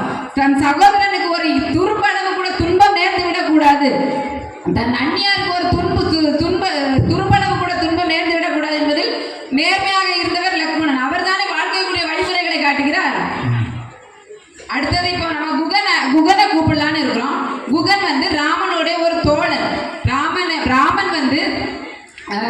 ராமன் ஆற்றை கடப்பதற்கு உதவியவன் குகன். அவன் வந்து ராமன் வந்து என்ன சொல்றான்னா, எம்பி உன் தம்பி, அதாவது என் தம்பி உன் தம்பி லட்சுமணனை நான் உன் தோழன், நங்கை உனக்கு கொழுந்தி அப்படின்னு சொல்லி குகனுக்கு அறிமுகப்படுத்துறாங்க. அத்தகைய சிறப்பான நண்பன் வந்து ராமனுக்கு குகன். அந்த குகன் வந்து இப்ப அவருடைய இதுல இருக்கிறத உங்களுக்கு சொல்லுவாங்க, அவருடைய வாழ்க்கை முறை. அதாவது எம்பினின் தம்பி மங்கை கொழுந்தி என்று சொன்ன வாழிய நட்பு, பெரிய நட்பா. எப்படிப்பட்ட நட்பு? குகனை பார்த்து என்றால் அதை குகன் வாயினாவே கேட்பதுதான் நல்லது. ஆகவே குகனாழ்வார் அவர்களே பாருங்கள், நம்மகிட்ட சிறப்பு என்னன்னா, நம்முடைய இதிகாச கதாபாத்திரங்களாக விளங்குகிற குகனை குகனாழ்வார் என்றும், லக்குவனை ஆழ்வார் என்றும், பரதாழ்வார் என்றும் பேசுகிற பழக்கம் இன்றும் இந்த தேசத்தில் இருக்கிறது. நல்லா இருக்கு, உங்களுக்கு இது பொருத்தமாக இருக்கு. இது மேலே உள்ளதெல்லாம் அது நீங்கள் வேட்டையாடணும் முடியுதானே? பாத்திரத்தை கழுவி புரியவில்லை. கூட்டிட்டு காலையில் 4 மணிக்கு நம்ம பக்கத்து வீட்டில் மாட்டுக்கு பால் கறப்பாங்க. கூட்டிட்டு பால் எதில் கறப்பாங்கன்னு தெரியுமா? மடியிலிருந்து நான் கறந்து. அது எங்க கறந்த நீ? என் காட்டுல உள்ள அந்த காட்டு மாடுகளிலிருந்து நான் பால் கறந்தேன். காட்டு மாடுகள் தோட்டத்தில் மேய்வதை போல நையும் இவர் கூப்பிடுவார், கமான் கமான்னு. அது வரும், ஒன்னா இவர் கறந்துட்டு சரி போயிட்டு சாயங்காலம் வந்துருப்பாரு. அது நீங்க கூப்பிட்டா வராது, நான் கூப்பிட்டா வரும். ஏன்னா என் வேடக்குள்ள தலைவன் என்ன தெரியாம ஒரு மாடு வலது சமத்துல இருக்காது, போகுமா? என் காட்டுல இருக்குமா? இந்த காட்டுக்கு நான் ராஜா. தேனுக்கு என்ன சொன்ன? தேனுக்கு கெட்டு போகாது. கெட்டு போகாது. நான் கொடுக்கின்ற தேன் கெட்டே போகாது. நீ கொடுக்கிற தேன் இல்ல, தேனா இருந்தா அது கெட்டு போகாது. அது அந்த தேனை நான் எதை கொடுத்தேன்னா, கெட்டு போகிற தேனை எதை கொடுத்தேன்னா, நான் ராமபிரான் மீது வைத்த அந்த அன்பிற்கு அடையாளம் அந்த தேன். ராமபிரான் மீது குகன் வைத்திருக்கிற அன்பு இருக்கிறதே, அது தேனை போன்றது என்று உணர்த்துவதற்காக தேனை கொடுத்தான். அது மட்டுமல்ல, தேனுக்கு என்ன குணம் என்று சொன்னால், தேன் எத்தனை ஆண்டுகளானாலும் கெட்டு போவதில்லை, தேனுக்குள் விழுந்த பொருளையும் கெட வைப்பதில்லை. தேனும் கெடாது, தேனுக்குள் விழுந்ததும் கெடாது. கொஞ்சம் வேணா பழங்களை தேனுக்குள்ள போட்டு வச்சு பாருங்க, தெரியும், கெடாது. ஆகவே நான் ராமன் என்கிற தேனுக்குள் விழுந்தவன், எனவே நானும் கெட மாட்டேன், ராமபிரான் என்னை கெடவும் விட மாட்டார். அது மட்டுமல்ல, நான் நீரை கொடுத்தேன். நீர் எங்க இருக்கும்? தண்ணீர் மிகவும் ஆழமாக இருக்கும். தேன் எங்க இருக்கும்? மலையில மிக உயரமாக இருக்கும். அதாவது என்னுடைய அன்பு, என்னுடைய பாசம், அந்த இறைவன் மேல் நான் வைத்திருக்கின்ற அன்பு, பாசம், பொறுமை, தர்மம் எல்லாம் மிக உயர்ந்த இடத்தில் இருக்கின்ற தேனை போலப்பட்டதையா. இந்த மீன் இருக்கிறது, அந்த அந்த நான் வைக்கின்ற அந்த பக்தி, அந்த மீன் இருக்கின்ற அந்த நீரின் ஆழம் போலப்பட்டது. அதனால் தான் நான் தேனையும் நீரையும் என்னுடைய தெய்வத்திற்கு நான் கொடுத்து வணங்கினேன். சரியா? ஆனால் நான் ஐயா இங்க பாருங்க, அவங்க எல்லாம் செல்வந்தர்களாக இருக்கிறாங்க. செல்வந்தர்கள், ஜமீன், பெரிய ராஜா, மந்திரி எல்லாம் இருக்காங்க. எல்லாமே வைரம், வைடூரியம், முத்து, மாணிக்கம், பவளம் இதெல்லாம் போட்டிருக்காங்க. எல்லாம் சேர்த்து தான் 30 ரூபா. சரி, முடிஞ்சா நான் என் காட்டுக்கு அவங்கள நாடகத்துக்கு அழைத்து போறேன். இல்ல, இவங்களை நீங்க கண்டிப்பா கூட்டிட்டு போயிடுறது நல்லது. அடுத்த வருஷம் திருச்சி கூட்டிட்டு வந்துடுறேன். விடணும்னு அவசியம் இல்லை, அங்கே வச்சுக்கலாம். சரி, எனக்கு அவர்கள் அவசியம் இல்லை. ஆனா நீங்க அவசியம் இல்லை. இவங்களை கூட்டிட்டு போயிட்டு அவர்களுடைய உடல் எனக்கு அவசியம் இல்லை. சரி, உடல் அவசியம் இல்லை, அவர்களுடைய கிரீடத்தை தான் எடுத்துருவேன். அதாவது ஆக்கர் கடைக்காரனோட சரி இருக்கட்டும். அள்ளிட்டு போங்க. அதாவது நான் என்ன சொல்றேன், எங்க நாட்டுல தேர்தல் வருது. தேர்தல்னா அதெல்லாம் தேவையில்லாத வேலை, கேள்வி எல்லாம் கேட்கக்கூடாது. தேர்தல் வருது, சரி. அதுக்கு இந்த 2 பேரும் ஓட்டு போட்ட பிறகு கூட்டிட்டு போவோம். அப்படியா? ஆமா. அது என்னைக்கு வருது? அது எங்களுக்கே தெரியாது. அப்படியா? சரி, அப்புறம் பாத்துக்கலாம். அப்புறம் ஒன்றும் பார்க்க முடியாது. நீங்க மண்டநாட்டு பௌரியம்மையினுடைய காலடியில உட்காருங்க. உட்கார்ந்து நான் இங்க உட்கார்ந்தா எனக்கு காரை கௌதாரி எல்லாம் எப்படி கிடைக்கும்? இது கௌதாரி கேஸா? கிடைக்கும், காட்டுல இங்கேயும் காட்டுது. நான் அங்கே காலை 3 காலையை அடித்து அங்க சேமிச்சு வச்ச உடனே இந்த வழக்கறிஞர் என்னை அழைத்து அப்படியே கடகடாக கூட்டி வந்துட்டாங்க. இப்ப நீங்கள் ஒரு மாமிச உண்ணி இல்லையா? ஆமா. உங்களுக்கு ராமன் மீது பக்தி. ஆனால் இவர்களை போல நான் என்னுடைய ராமனுக்கு எந்த செல்வத்தையும் கொடுக்கவில்லை, மனதான என்னுடைய அன்பை கொடுத்தேன். ராமன் என்னை சகோதரனை ஏற்றுக்கொண்டான். எனக்கு வேற எதுவும் தெரியாது, நான் படிப்பறிவு இல்லாதவன். படிப்புனாலே என்னன்னு தெரியாது. ஸ்கூல் பக்கம் ஒதுங்கினதே கிடையாது. பள்ளி பக்கம், பள்ளியோ பாச்சாவோ எதுவும் இருக்கட்டும். சரி, ஸ்கூல் பக்கம் ஏமா ஆசிகா போகும்போது அந்த ஸ்கூல் கொஞ்சம் உட்காருங்களா? சரி. ரெண்டு நேரம் நின்றுட்டியே. அப்படியா? என் மீது ரொம்ப அக்கறை உங்களுக்கு இருக்கு. அக்கறை உட்கார சொல்லிருக்கு, அக்கறையாவும் இருக்கலாம். சரி. ஸ்கூல் எல்லாம் வருது, கவலையாவும் இருக்கலாம். சரிங்க சாமியோ, நான் அப்புறம் வரேன். இவங்க ஏதாவது புடச்சல் கொடுத்தாங்கன்னா அப்பப்ப நான் வருவேன். சரி சாமியோ. ஆமா சாமியோ, வரட்டுமா? ஆனா இவர் ஒருத்தரை தான் நீங்க வரவேற்றீங்க, அதனால இவர் இன்னும் வருவார். அப்பதான் தெரியுது. இப்ப தேதி மீறி என்ன கொண்டு வந்து கொடுத்துருக்காரு. இன்னும் வாங்கி வச்ச டாஸ்மாக்ல 95% அப்படியே இருக்கு. கடவுளே. அம்மா என்னம்மா வாங்க.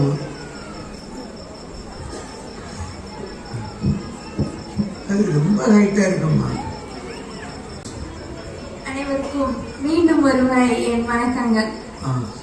மனிதனைப்படி அவனே வாழும் கவிதை என்றார் விவேகானந்தர். மனிதனைப்படி அவனே வாழும் கவிதை. நீதிபதி அவர்களே, என் கட்சிக்காரர்களான பரதனையும் வீரனையும் தான் நான் வாழும் கவிதை என்று கூறுவேன். ஆமா, என்ன எதுக்கு கூப்பிட்டீங்க? இந்த அம்மா தான் கூட்டிட்டு இருந்தாங்க. எதுக்குங்கிறேன். எதுக்கு என்னங்க கூப்பிட்டீங்க? அது சரி, உங்களுக்கு இங்கே ஒரு பிரச்சனை. என்ன? எனக்கு என்ன பிரச்சனை? உங்களுக்கு எந்த பிரச்சனை இல்லை, எங்களுக்கு பிரச்சனை. உங்களுக்கு என்ன பிரச்சனை? என்னால் தீர்க்க முடியாத பிரச்சனை இந்த உலகத்தில் உண்டோ? சத்தம் போடாத. ஏற்கனவே நாங்க சங்கு முட்டி தெரிகிறோம். என்னானது? நான் யார் தெரியுமா? 110 யானைகளை ஒற்ற கையால் தடுத்து நிறுத்தி யுத்தம் செய்து 10 யானைகளையும் வெல்லும் திறம் படைத்த வீரன். நீ கடுமையான மண் வலைகளை போலப்பட்ட தோள்களை உடைய வீரன். உங்களுக்கு என்ன பிரச்சனை என்று சொல்லுங்கள், நான் தீர்த்து விடுகிறேன். யானைகளுக்கு எந்த பிரச்சனையும் இல்லை, எங்களுக்கு சில பிரச்சனை. நான் கேள்விப்பட்டேன். நான் இன்னும் சொல்லவே இல்லையப்பா. சொல்லுங்கள். அதாவது நான் எங்களுக்கு வாழ தெரியல. இப்போ என்ன? எங்களுக்கு இப்போ யாருக்குமே வாழ தெரியல. அப்படியா? ஆமாமா, எல்லாம் பெரிய வாழ்க்கை வாழ்ந்த மாதிரி நினைக்கிறாங்க. சரி. கேட்கற நேரத்துல உறங்குவான், உறங்குற நேரத்துல கேட்பான். ஓஹோ, இது மனிதர்களுக்கான ஒரு குணம். மோசமான காலகட்டம். இதுக்கு பேர் கலியுகம்னு பேரு. ஓஹோ, இதற்கு என்ன செய்யணும்னா, நான் காட்டில் இருந்து சில உற்சாக பானங்களை கொண்டு வந்துள்ளேன். அதான் கேட்டேன். அதை முதல்ல கொடுத்திருந்தா. இது மருந்தா? மருந்து. இதற்கான சரியான மருந்து அதுதான். எந்த நோய்க்கும் உங்களுக்கு மருந்து உற்சாக பானம் தான். என்னிடம் உற்சாக பானம் இருக்கிறது, குளுகுளு பானம் இருக்கிறது, அனைத்து பானமும் இருக்கிறது. சோமபானம், எல்லா சுகாதாரமும் இருக்கிறது. மனிதர்கள் அதை அறிந்தினார்கள் என்றால் எந்த நோயும் கிடையாது. இந்த அம்மாட்ட கொஞ்சம் கொடுத்து விடுங்க, வித்து கொண்டு வந்துருவாங்க. அது மூலிகை மருந்து ஐயா, ஏ, மூலிகை மருந்து. என்ன சிரிப்பு? சிரிப்பு வருகிறது. அடுத்த வாரம் பார்த்தா சிரிப்பு வரும்ல. அப்போ அப்போ என்னுடைய அனைத்து வித்தைகளையும் தெரிஞ்சு வச்சிருக்கீங்க நீங்க. தாய்மொழி தமிழ் நீங்கள் பேசுவீங்க. அதற்கு அடுத்தபடியாக எனக்கு புரியாம பேசணும்னா அது இங்கிலீஷா இருக்கும், ஆங்கிலமாக தான் இருக்கும். அதாவது இது நீதிமன்றம் தானே, நீதிமன்றத்தில் வழக்கு ஆளுவது ஆங்கில மொழி தானே. இப்போது புரிந்திருக்கிறது. இந்த தேசத்தில் வழக்காடுகிற மொழி ஆங்கிலம் தான். இப்ப நாங்க பேசுறதெல்லாம் ஆங்கிலம் தான். எனக்கு புரியுறது மட்டும் தமிழ், புரியாதது ஆங்கிலம். இது நல்லா இருக்கு. பள்ளிக்கூடத்துல இவர் வாத்தியார் ஆகிக்கலையா? பள்ளிக்கூடம்னா ஸ்கூல் அப்படின்னா என்னப்பா நீ நிழல்லே ஒதுங்கலையா? எனக்கு தீர்ப்பு நீங்க தரணும். தந்துடுறப்பா. நீ போகும்போது இந்த துணிகளை கலந்து தான் போயிருப்பா. கலந்து தந்துட்டு நான் எப்படி போறது? கலந்து தந்துட்டு நான் எப்படி போறது? இது இங்க கிடைக்காது இல்ல. கிடைக்காதா? ஒண்ணு பண்ணுங்க, என்னுடன் வாருங்கள். என்னுடன் வாருங்கள். மேல ஆமா, நான் கூட்டிட்டு போறேன். வேண்டாம்ப்பா, இந்த துணியெல்லாம் வேணா நீ வச்சுக்கோ. போற போகும்போது என்னையும் மேல கூட்டிட்டு போறேன். அங்க ஒரு 100 ஆண்டுகள் அங்கே அங்க இருந்துட்டு திருப்தி கொண்டு விடுறேன். அடுத்த வருஷம் கொண்டு விடுறேன். 100 ஆண்டுகளா? ஒரு வருடம் அங்கே மேலோகத்தில் இருந்து விட்டு அடுத்த வருஷம் மண்டைக்காட்டம்மன் திருவிழாவுக்கு இங்கே கொண்டு விடுகிறேன். உடல் வலிமை வேணும். உடல் வலிமை மட்டும் இருந்தால் வாழ்க்கையில சந்தோஷமாக இருக்கிறதற்கு முக்கியமான காரணம் உடல் தான். உடலை பேணுங்கள். சரி, ராமன் கானகம் போவதற்காக கங்கையை கடத்தி விடு என்று உன்னிடம் தானே கேட்டார். ஆமா, நீ தானே கடத்தி விட்டாய். ஆமா. அப்படி அதற்கு உண்டவனுக்கு நீ என்ன கொடுத்தாய்? நான் என்ன கொடுத்தேன்னா, நான் மனதார வணங்குகின்ற அந்த இறைவனுக்கு, என்னுடைய தகப்பனுக்கு நான் எல்லாரும் இங்க இருக்கிற இந்த ராஜா மந்திரி இவங்க எல்லாம் கொடுக்கிறது மாதிரி பெரிய பொண்ணு பொருள் காசு பணம் பெரிய தாம்பாளத்துல வெள்ளி தாம்பாளத்துல எதுவும் கொடுப்பதற்கு எனக்கு இல்லை. அதனால நான் என்ன கொடுத்தேன்னா அன்பை கொடுத்தேன். என்னுடைய அன்பை கொடுத்து நான் உபயோகப்படுத்துகின்ற நல்ல தேனை கொடுத்தேன், நல்ல மீனை கொடுத்தேன். ஒண்ணு புரியுது. நாம எதை சாப்பிடுறோமோ அதை நாம கும்பிடுற கடவுளுக்கு கொடுக்கறது தான் பழக்கம். நான் தேனை கொடுத்தேன் தெரியுமா? தேன். அந்த தேனுக்கு ஒரு நல்ல குணம் உண்டு. என்ன குணம்? எத்தனை வருஷம் ஆனாலும் அந்த தேன் அன்பை போலப்பட்ட தேன். அந்த தேன் கெட்டு போகாது. நல்ல தேனா இருக்கணும். நீங்க வாங்குற இந்த பூலோகத்துல வாங்குற அந்த தேனா இருக்கக்கூடாது. நான் கொடுக்கிற நல்ல தேனா இருந்தா தேன் எத்தனை ஆண்டுகளானாலும் கெட்டு போவதில்லை. தேனுக்குள் விழுந்த பொருளையும் கெட வைப்பதில்லை. தேனும் கெடாது, தேனுக்குள் விழுந்ததும் கெடாது. கொஞ்சம் வேணா பழங்களை தேனுக்குள்ள போட்டு வச்சு பாருங்க, தெரியும், கெடாது. ஆகவே நான் ராமன் என்கிற தேனுக்குள் விழுந்தவன். எனவே நானும் கெட மாட்டேன். ராமபிரான் என்னை கெடவும் விட மாட்டார். அது மட்டுமல்ல, நான் மீனை கொடுத்தேன். மீன் எங்க இருக்கும்? தண்ணில மிகவும் ஆழமாக இருக்கும். தேன் எங்க இருக்கும்? மலையில மிக உயரமாக இருக்கும். அதாவது என்னுடைய அன்பு, என்னுடைய பாசம், அந்த இறைவன் மேல் நான் வைத்திருக்கின்ற அன்பு, பாசம், பொறுமை, தர்மம் எல்லாம் மிக உயர்ந்த இடத்தில் இருக்கின்ற தேனை போலப்பட்டது ஐயா. இந்த மீன் இருக்கிறதுல அந்த ஆழம், அந்த நான் வைக்கின்ற அந்த பக்தி, அந்த மீன் இருக்கின்ற அந்த நீரின் ஆழம் போலப்பட்டது. அதனால் தான் நான் தேனையும் மீனையும் என்னுடைய தெய்வத்திற்கு நான் வணங்கினேன். சரியா? ஆனால் நான் ஐயா இங்க பாருங்க, அவங்க எல்லாம் செல்வந்தர்களாக இருக்கிறாங்க. செல்வந்தர்கள், ஜமீன், பெரிய ராஜா மந்திரி எல்லாம் இருக்காங்க. எல்லாமே வைரம், வைடூரியம், முத்து, மாணிக்கம், பவளம் இதெல்லாம் போட்டிருக்காங்க. எல்லாம் சேர்த்து தான் 30 ரூபா. சரி, முடிஞ்சா நானும் என் காட்டுக்கு அவங்கள கானகத்துக்கு அழைத்து போறேன். இல்லை, இவங்களை நீங்க கண்டிப்பா கூட்டிட்டு போயிடுறது நல்லது. நல்லது. ஆமா, அடுத்த வருஷம் திருச்சி கூட்டிட்டு வந்துடுறேன். இல்லை விடணும்னு அவசியம் இல்லை, அங்கேயே வச்சுக்கலாம். சரி சரி. அதாவது ஆனா ஆக்கர் கடைக்காரரோட கேவலமா இருக்காரு. சரி இருக்கட்டும், அள்ளிட்டு போல கிலோ என்ன விலை வச்சிருந்தாலும். அதாவது இப்போ நீங்கள் ஒரு மாமிச உண்ணி இல்லையா? ஆமா, உங்களுக்கு ராமன் மீது பக்தி. ஆனால் இவர்களை போல நான் என்னுடைய ராமனுக்கு எந்த செல்வத்தையும் கொடுக்கவில்லை. மனதார என்னுடைய அன்பை கொடுத்தேன். ராமன் என்னை சகோதரனாக ஏற்றுக்கொண்டான். ஆனா இவர் ஒருத்தரை தான் நீங்க நிறைவேற்றீங்க. அதனால இவர் இன்னும் கூட அப்பதான் தெரியுது. இப்ப தேனையும் மீனையும் தான் கொண்டு வந்து கொடுத்துருக்காரு.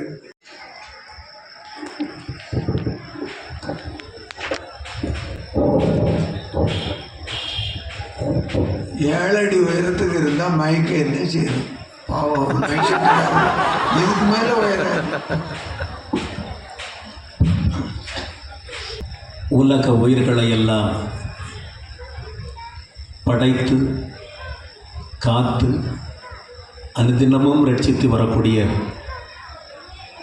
எம்பெருமானை மனதில் நினைத்து அந்த எம்பெருமானுடைய அளப்பரிய கருணையினால் இந்த பூலோக மக்கள் அனைவரும் உடல் நலம், நீள் ஆயுள், நிறை செல்வம், உயர் புகழ், மெஞ்ஞானம் பெற்று மேலோங்கி வாழ எல்லாம் வல்ல இறைவனை இந்த வேளையிலே வேண்டி விரும்பி கேட்டுக்கொண்டு, நீதிபதி அவர்களே, ஐயா மேலே மகிழ்ச்சியாக இருக்கிறார். நீங்களும் மகிழ்ச்சியாகத்தான் இருக்கிறீர்கள். எல்லாருமே மகிழ்ச்சி. நான் பேசல, அவர் பேசிவிட்டு சென்று விட்டார். அதே நினைப்பிலே நீங்கள் இருந்து கொண்டிருக்கிறீர்கள். இல்லை, ஒருத்தர் பேசினா ஒருத்தருக்கு நினைப்பு தானே பொழப்ப கெடுக்கிறது. சரிதான், சந்தோஷமாக எல்லாரும் உற்சாகமாக ஒரு கைத்தட்டுங்களை பார்ப்போம். கிடையப்பா. இந்த சிங்கப்பூர், மலேசியா இந்த மாதிரி வெளிநாடுகளுக்கு நிகழ்ச்சிக்கு போனால் எழுப்பி நின்று கைத்தட்டு. ஆமாம், நீங்கள் யாரும் எழுப்பினாங்க புறப்பட்டா சின்ன வச்சிருவாங்க. நீங்கள் எழுப்பி போயிடக்கூடாது. ஆமாம், ஆனால் அங்கே எழுந்து நின்று தான் கைகளை தட்டி பாராட்டுவார்கள். எனக்கு ரொம்ப மகிழ்ச்சியாக இருக்கும். நீதிபதி அவர்களே, இவ்வளவு நேரமும் இங்கே நடந்த நிகழ்வுகளை நான் உண்மையிலே ரசித்துக் கொண்டிருந்தேன். சரி சரி, மகிழ்ச்சியாக இருந்தது. சரி, உங்களுக்கு இருந்தால் நான் இவர்களை எல்லாம் குறைப்படுத்துவதற்காக நான் வரவில்லை, குறை சொல்வதற்காகவும் வரவில்லை. சரி, ஆம், இவர்கள் என்ன குலம் என்பது உங்களுக்கு நன்றாகவே தெரியும். யாரு? அவர் குகன், வேடுவர் குலம், லக்வணன் சத்திரியர், அவர் சத்திரியன், இஸ்வாக் வம்சம். அதே மாதிரி பரதன். இவர்களெல்லாம் என்ன வம்சம், என்ன குலம்ங்கிறது உங்களுக்கு தெரியும். எல்லாம் மேட்டுக்குடியினர். ஆமாம், நீங்கள் இவங்களுக்கெல்லாம் என்ன வாழ்க்கை வாழுகிறார்களோ, இவங்களுக்கு என்ன வாழ்க்கை வரையறுக்கப்பட்டிருக்கிறதோ அதுவும் உங்களுக்கு தெரியும். ஒரு மனிதன் இப்படித்தான் வாழ வேண்டும் என்று ஒரு நியதி இருக்கிறது, ஒரு முறை இருக்கிறது, ஒரு இயல்பு இருக்கிறது. அதன்படி வாழ்வார். ஆனால் நான் அப்படி, நீங்க என்ன குலம்? நான் என்னுடைய வாழ்க்கை அப்படி இல்லை. நான் பிறந்த குலம் அப்படி இல்லை, பிறந்த இடமும் அப்படி இல்லை. இதையெல்லாம் தாண்டி, சாதாரணமாக மனித குலத்தை எல்லாம் தாண்டி என்னுடைய குலம் அசுர குலம். மோசமான இடத்துல பிறந்தவர். என்னுடைய அண்ணனே மிக மோசமான ஒரு மன்னன், எல்லோருக்குமே தெரியும். மோசத்திலும் மோசம். அப்படி ஒரு ஆளை பார்க்க முடியாது. யாரும் ராவணன். சரி சரி சரி, அவர் அப்படித்தான் 10 மடங்கு. வாழ்க்கையிலே ஒரு இயல்பை நாம் எல்லாம் தெரிந்து கொள்ள வேண்டும். எப்படி என்றால், நல்லவனாக வாழணும், நல்லவனோடு வாழணும். நல்லவனாக வாழ வேண்டும், நல்லவனோடு வாழணும், அல்லது நல்லவனோடு வாழ வேண்டும். சில பேர் நல்லவனாக இருப்பார்கள், ஆனால் நல்லவர்களோடு வாழ்வதற்கு வாய்ப்பு இருக்காது. எல்லாம் துஷ்டர்களா? ஆமா. சில பேர் நல்லவர்களாகவே இருப்பார்கள், அவன் நல்லவனாக இருக்க முடியாது. ஆனால் என் வாழ்க்கை அப்படி இல்லை. என்னை அடையாளப்படுத்துகிற பொழுதே அறத்தின் நாயகன், அறத்தின் அடையாளமாகத்தான் என்னை சொல்வார். ஏன்னா இன்னும் ஒரு செய்தியை உங்களுக்கு நான் சொன்னது நன்கு புரியும். தர்ம தேவதை எங்கள் அண்ணன் ஆளுகிறானே, இந்த நாடு இலங்கா தேசம். இந்த நாட்டிற்குள்ளே தர்ம தேவதை வர வேண்டும் என்று ஆசைப்படுது. எப்படியாவது போயிடணும். ஆனா என்னுடைய அண்ணன் ராவணன் இருக்கிறானே, அவன் ஆள்றதுனால அந்த இடத்துக்கு போக முடியல. ஏன்னா அவன் அதர்மத்தினுடைய அடையாளம், நான் அறத்தினுடைய அடையாளம். அவன் அதர்மவாதி, நான் தர்மவாதி. உங்களுக்கு தெரியுமே, பூலோகத்தில் கூட சில இதுகளுக்கு இப்படிலாம் இருக்கும். பூலோகத்தில் ரொம்பவே இருக்கும்.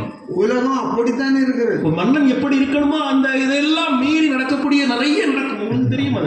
ராவணர்கள் ஒன்றும் அழிந்து போகவிடவில்லை. இல்லை, அவர்களாகவே இருக்கிறார்கள். அது வேற இருக்கிறது. தலைதான் ஒன்றாக இருக்கிறது தவிர மற்றபடி எல்லாம் ராவணனுடைய சேட்டைகள் எல்லாம் இருக்கத்தான். ஏன்னா அவனுடைய ஆட்சி அவ்வளவு கடுமையாக இருந்தது. ஆமாம். சங்கடப்பட்டு தர்ம தேவதை என்ன நினைத்தாள் என்று சொன்னால், என்னுடைய வடிவிலே வீரனாகத்தான் இலங்கா தேசத்துக்கு அவதாரம் செய்யும். கவனிச்சிங்களா ஐயா? இலங்கையிலேயே தர்ம தேவதை பிறக்க வேண்டும் என்று ஆசைப்பட்டால், ஆனால் அதர்மத்தின் நாயகனுடைய ஆட்சி அங்கே நடைபெற்றுக் கொண்டிருப்பதால் தர்ம தேவதை அங்கே வருவதற்குரிய வாய்ப்பில்லை. அதை மீறி அவள் போக வேண்டும் என்று ஆசைப்பட்டு ஒரு ஆணுரு தாங்கி வீடனன் வடிவத்திலே இலங்கைக்குள் புகுந்தாள். அதுதான் நான் தர்மதேவதை தான். சேற்றிலே முளைத்த செந்தாமரை அப்படி என்று சொன்னாங்க இல்லையா? ஆமா, அதே மாதிரி என்னுடைய அண்ணனுடைய அரண்மனை ஒரு மாதிரியாக இருக்கும், என் அரண்மனை ஒரு மாதிரியாக இருக்கும். அரண்மனையை பார்த்த உடனே தெய்வ கடாட்சம் கிடைச்ச உணர்வு இருக்கும். அது அரண்மனை, இது ஆலயமாக இருக்கும். என்னுடைய பரிமாற்றங்கள் அத்தனையும் அப்படித்தான் இருக்கும். ஏனென்று சொன்னால் என்னுடைய இயல்பு அப்படி. அனுமன் சீதையை தேடி லங்காபுரிக்கு போகிறான். அவன் ஒவ்வொரு அறையாக ஒத்து பார்க்கிறான். அப்படி பார்த்து விட்டு வருகிற பொழுது அங்கே உங்கள் மாளிகையை பார்த்தான். அப்போது அனுமன் சொல்லுகிறான், ஆகா, தர்ம தேவதை தங்குகிற இடமல்லவா. ஏன்னா புத்தகங்களாக வைக்கப்பட்டிருக்கின்றன. பூஜை அறையை பார்த்தா அப்படி இருக்கும்.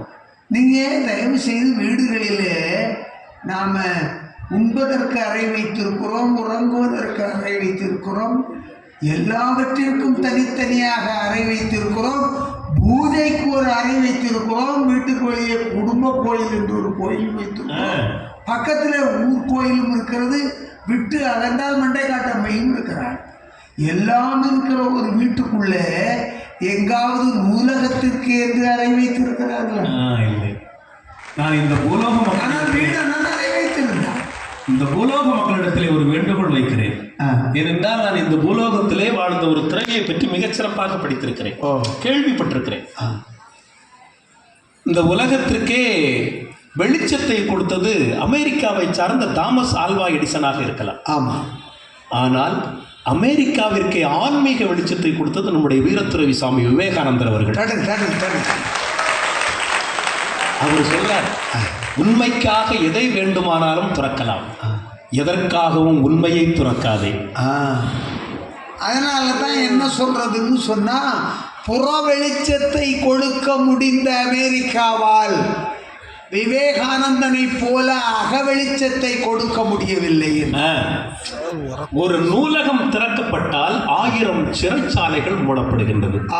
தயவு செய்து பெரியவர்களே, பூலோக அன்பர்களே, வீட்டில் ஒரு ஒரு ஒரு சிறியதான ஒரு நூலகம், ஒரு 50 புத்தகம், ஒரு 50 புத்தகம் இல்லை, ஒரு 5 புத்தகம் இருந்தாலும் போதும்.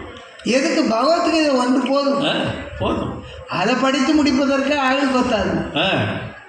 இதை ஏன் சொல்றோம் அப்படின்னா, ஒரு நாட்டை ஆளக்கூடிய மன்னன் எப்படி இருக்க வேண்டுமோ அப்படி ஆள வேண்டும். ஆனா இந்த அம்மா அவன் தவறான வழியிலே போகிறான் என்றால் சுவாமி, இந்த அம்மா என்ன சொல்றாங்க, எல்லார் வீட்லயும் புஸ்தகங்கள் இருக்கு, ஆனா எல்லாம் பூஜை ரூம்ல பூட்டி வச்சிருக்கு. உலகத்தில் உள்ள எல்லா ஒழுக்கங்களும் நிறைந்தவன். கடைசி அவர் ஒத்துக்கிட்டார் நிறைவா. முதல்ல சொன்னாரு அவ்வளவு பெரிய அயோக்கியத்தனம் பண்ணாரு, எவ்வளவோ பொறுத்துக்கிட்டோம், நாங்க இருந்த இடம் மோசம்னார். தவறு. இந்த சூர்பனகைன்னு இவங்க கூட ஒரு சகோதரி பிறந்தாங்க. இந்த சகோதரிக்கு ராமன் மீது நாட்டம்.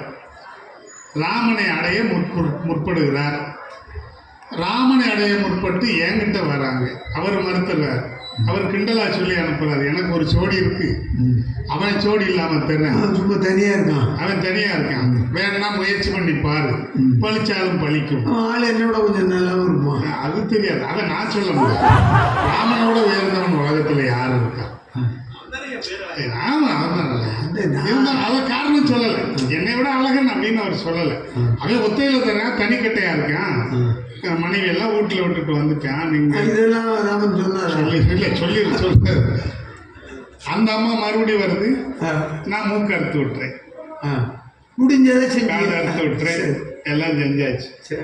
அந்த காமம் எவ்வளவு மோசமானது அப்படிங்கிறத அந்த அம்மா வந்து என்கிட்ட மறுபடியும் அப்ரோச் பண்ணுது. மன்னிக்கன மறுபடியும் வந்து கேட்குது, அப்ரோச் பண்ணுதுங்க. இல்லை காதல் வந்தாலே அது பிரச்சனை. இது காதல் வந்தா பிரச்சனை வரும். அந்த அம்மா நெக்குவதுக்கும் வந்துட்டு ஐயா என்கிட்ட வந்து கேட்டது என்ன கேட்டு தெரியுமா? எனக்கு மூக்கு இல்லை, காது இல்லை, நான் குறை உடையவள்னு நினைக்காத. காமம் எப்படி வேலை செய்யுது பாரு. நான் குறை உடையவன் நினைக்காத. இங்க பாரு, உங்க அண்ணன் இடையே இல்லாத ஒருத்தி கூட வாழ்க்கை நடத்துறான். சீதைய இடையே இல்லாத ஒருத்தி கூட உங்க அண்ணன் வாழ்க்கை நடத்தும் போது மூக்கே இல்லாத ஏன் கூட நீயே வாழ்க்கை நடத்தக்கூடாதுன்னு சொல்லி என்கிட்ட மீண்டும் வந்து கேட்கும் அளவிற்கு காமத்தின் எல்லைக்கு போயிருக்கா சூர்பனகை. மூக்கு அறுத்தாச்சு. நான் போய் லட்சுமணனை ராமனையும் கையை பிடிச்சி இழுத்தேன், அவங்க மூக்கறுத்துட்டாங்கன்னு சொன்னா எந்த அண்ணனும் அவளை உயிரோட விட்டுருக்க மாட்டேன். ஏமாத்திரா சீதைன்னு ஒருத்தி இருந்தா ஓம் கூட தான் இருக்கணும். எல்லா நற்குணங்களும் நிறைந்த ராவணன் பெண்ணாசை காட்டிய ஒரே ஒரு காரணத்தினால தன்னுடைய இயல்புல இருந்து இறங்குறார். ஆனா விபீடனன் தொடக்கத்திலிருந்து ராவணன் மீது மிகப்பெரிய குற்றப்பத்திரிக்கையை வச்சார். இதில் உள்ள எந்த குற்றமும் ராவணனுக்கு பொருந்தாது. அவன் செய்த ஒரே ஒரு குற்றம் சீதையின் மீது மையல் கொண்டது. அந்த மையலை ஏற்படுத்தியது சூர்பனகை. இந்த மூக்கு அறுத்து இந்த இந்த காதல்ல அவர் வயப்பட்டாரா என்பது இன்று வரை ஐயப்பாடுடையது. ராவணன் என்னுடைய அன்னியார் என் அன்னையை கடத்தி சென்றதற்கு மறைமுகமான காரணம், என் தங்கையை துன்புறுத்திய உன்னுக்கு நான் தண்டனை கொடுக்க வேண்டும். உச்சபட்ச தண்டனை ஒரு மனிதனுக்கு அவனுடைய மனைவியை கவர்ந்து செல்வது. சீதை மீது அவன் ஆசைப்பட்டு கவர்ந்து சென்றதாக நான் இன்று வரை நம்பவில்லை. ஆனால் உடன் பிறந்த சகோதரனை சரியாக புரிந்து கொள்ளாத நம்முடைய விபீடனன் தன்னையுமே பெரியவனாக காட்டிக்கொள்ளுதே அநியாயம். நீங்க ஐயா நீங்க நல்லா பேசுறீங்க, ஐயா நீங்க நல்லா பேசுறீங்க, நீங்க நல்ல நீதிபதி அப்படின்னு நாங்க சொல்லணும். நானே சொல்லிக்கிட்டு இருந்தேன். ஐயா அது பரவாயில்லைங்கய்யா. ஐயா மன்னிக்கணும். இல்ல உங்க புகழுக்கு கலங்க வர்றது மாதிரி நான் உங்களை கண்டடத்துல எல்லாம் இழிவா பேசினா அதுல என்ன நியாயம்? எந்த சூழலிலும் என்னுடைய சகோதரனை கௌரவமாக நினைக்கக்கூடியவன் நான். பார்வையாளர் இந்த வழக்காடு மன்றத்தில் பார்வையாளராக இருக்குங்கிறத கேட்கிறேன். ராவணன் ஆரம்பிக்கும் போது அவன் பெரிய மோசமானவன், என்னை மாதிரி மோசமான சூழல் யாருக்குமே கிடைச்சிருக்காதுன்னு மிகப்பெரிய குற்றப்பத்திரிகை தாக்கல் பண்ணாரா இல்லையா? ஐயா நான் ஒன்னே ஒன்று சொல்றேன். அதாவது போர்ல எங்க அண்ணன் மாண்டிருக்கான். எங்க அண்ணன் போர்ல ராவணன் வந்து மாண்டிருக்கான். ராமபிரான் என்ன பண்றாரு அப்படின்னா அப்படியே அப்படி புரட்டி பார்க்குறாரு. முதுகுல எங்க அண்ணனுடைய முதுகுல பெரிய புண்ணு மாதிரி இருக்கு, காயப்பட்டது மாதிரி இருக்கு.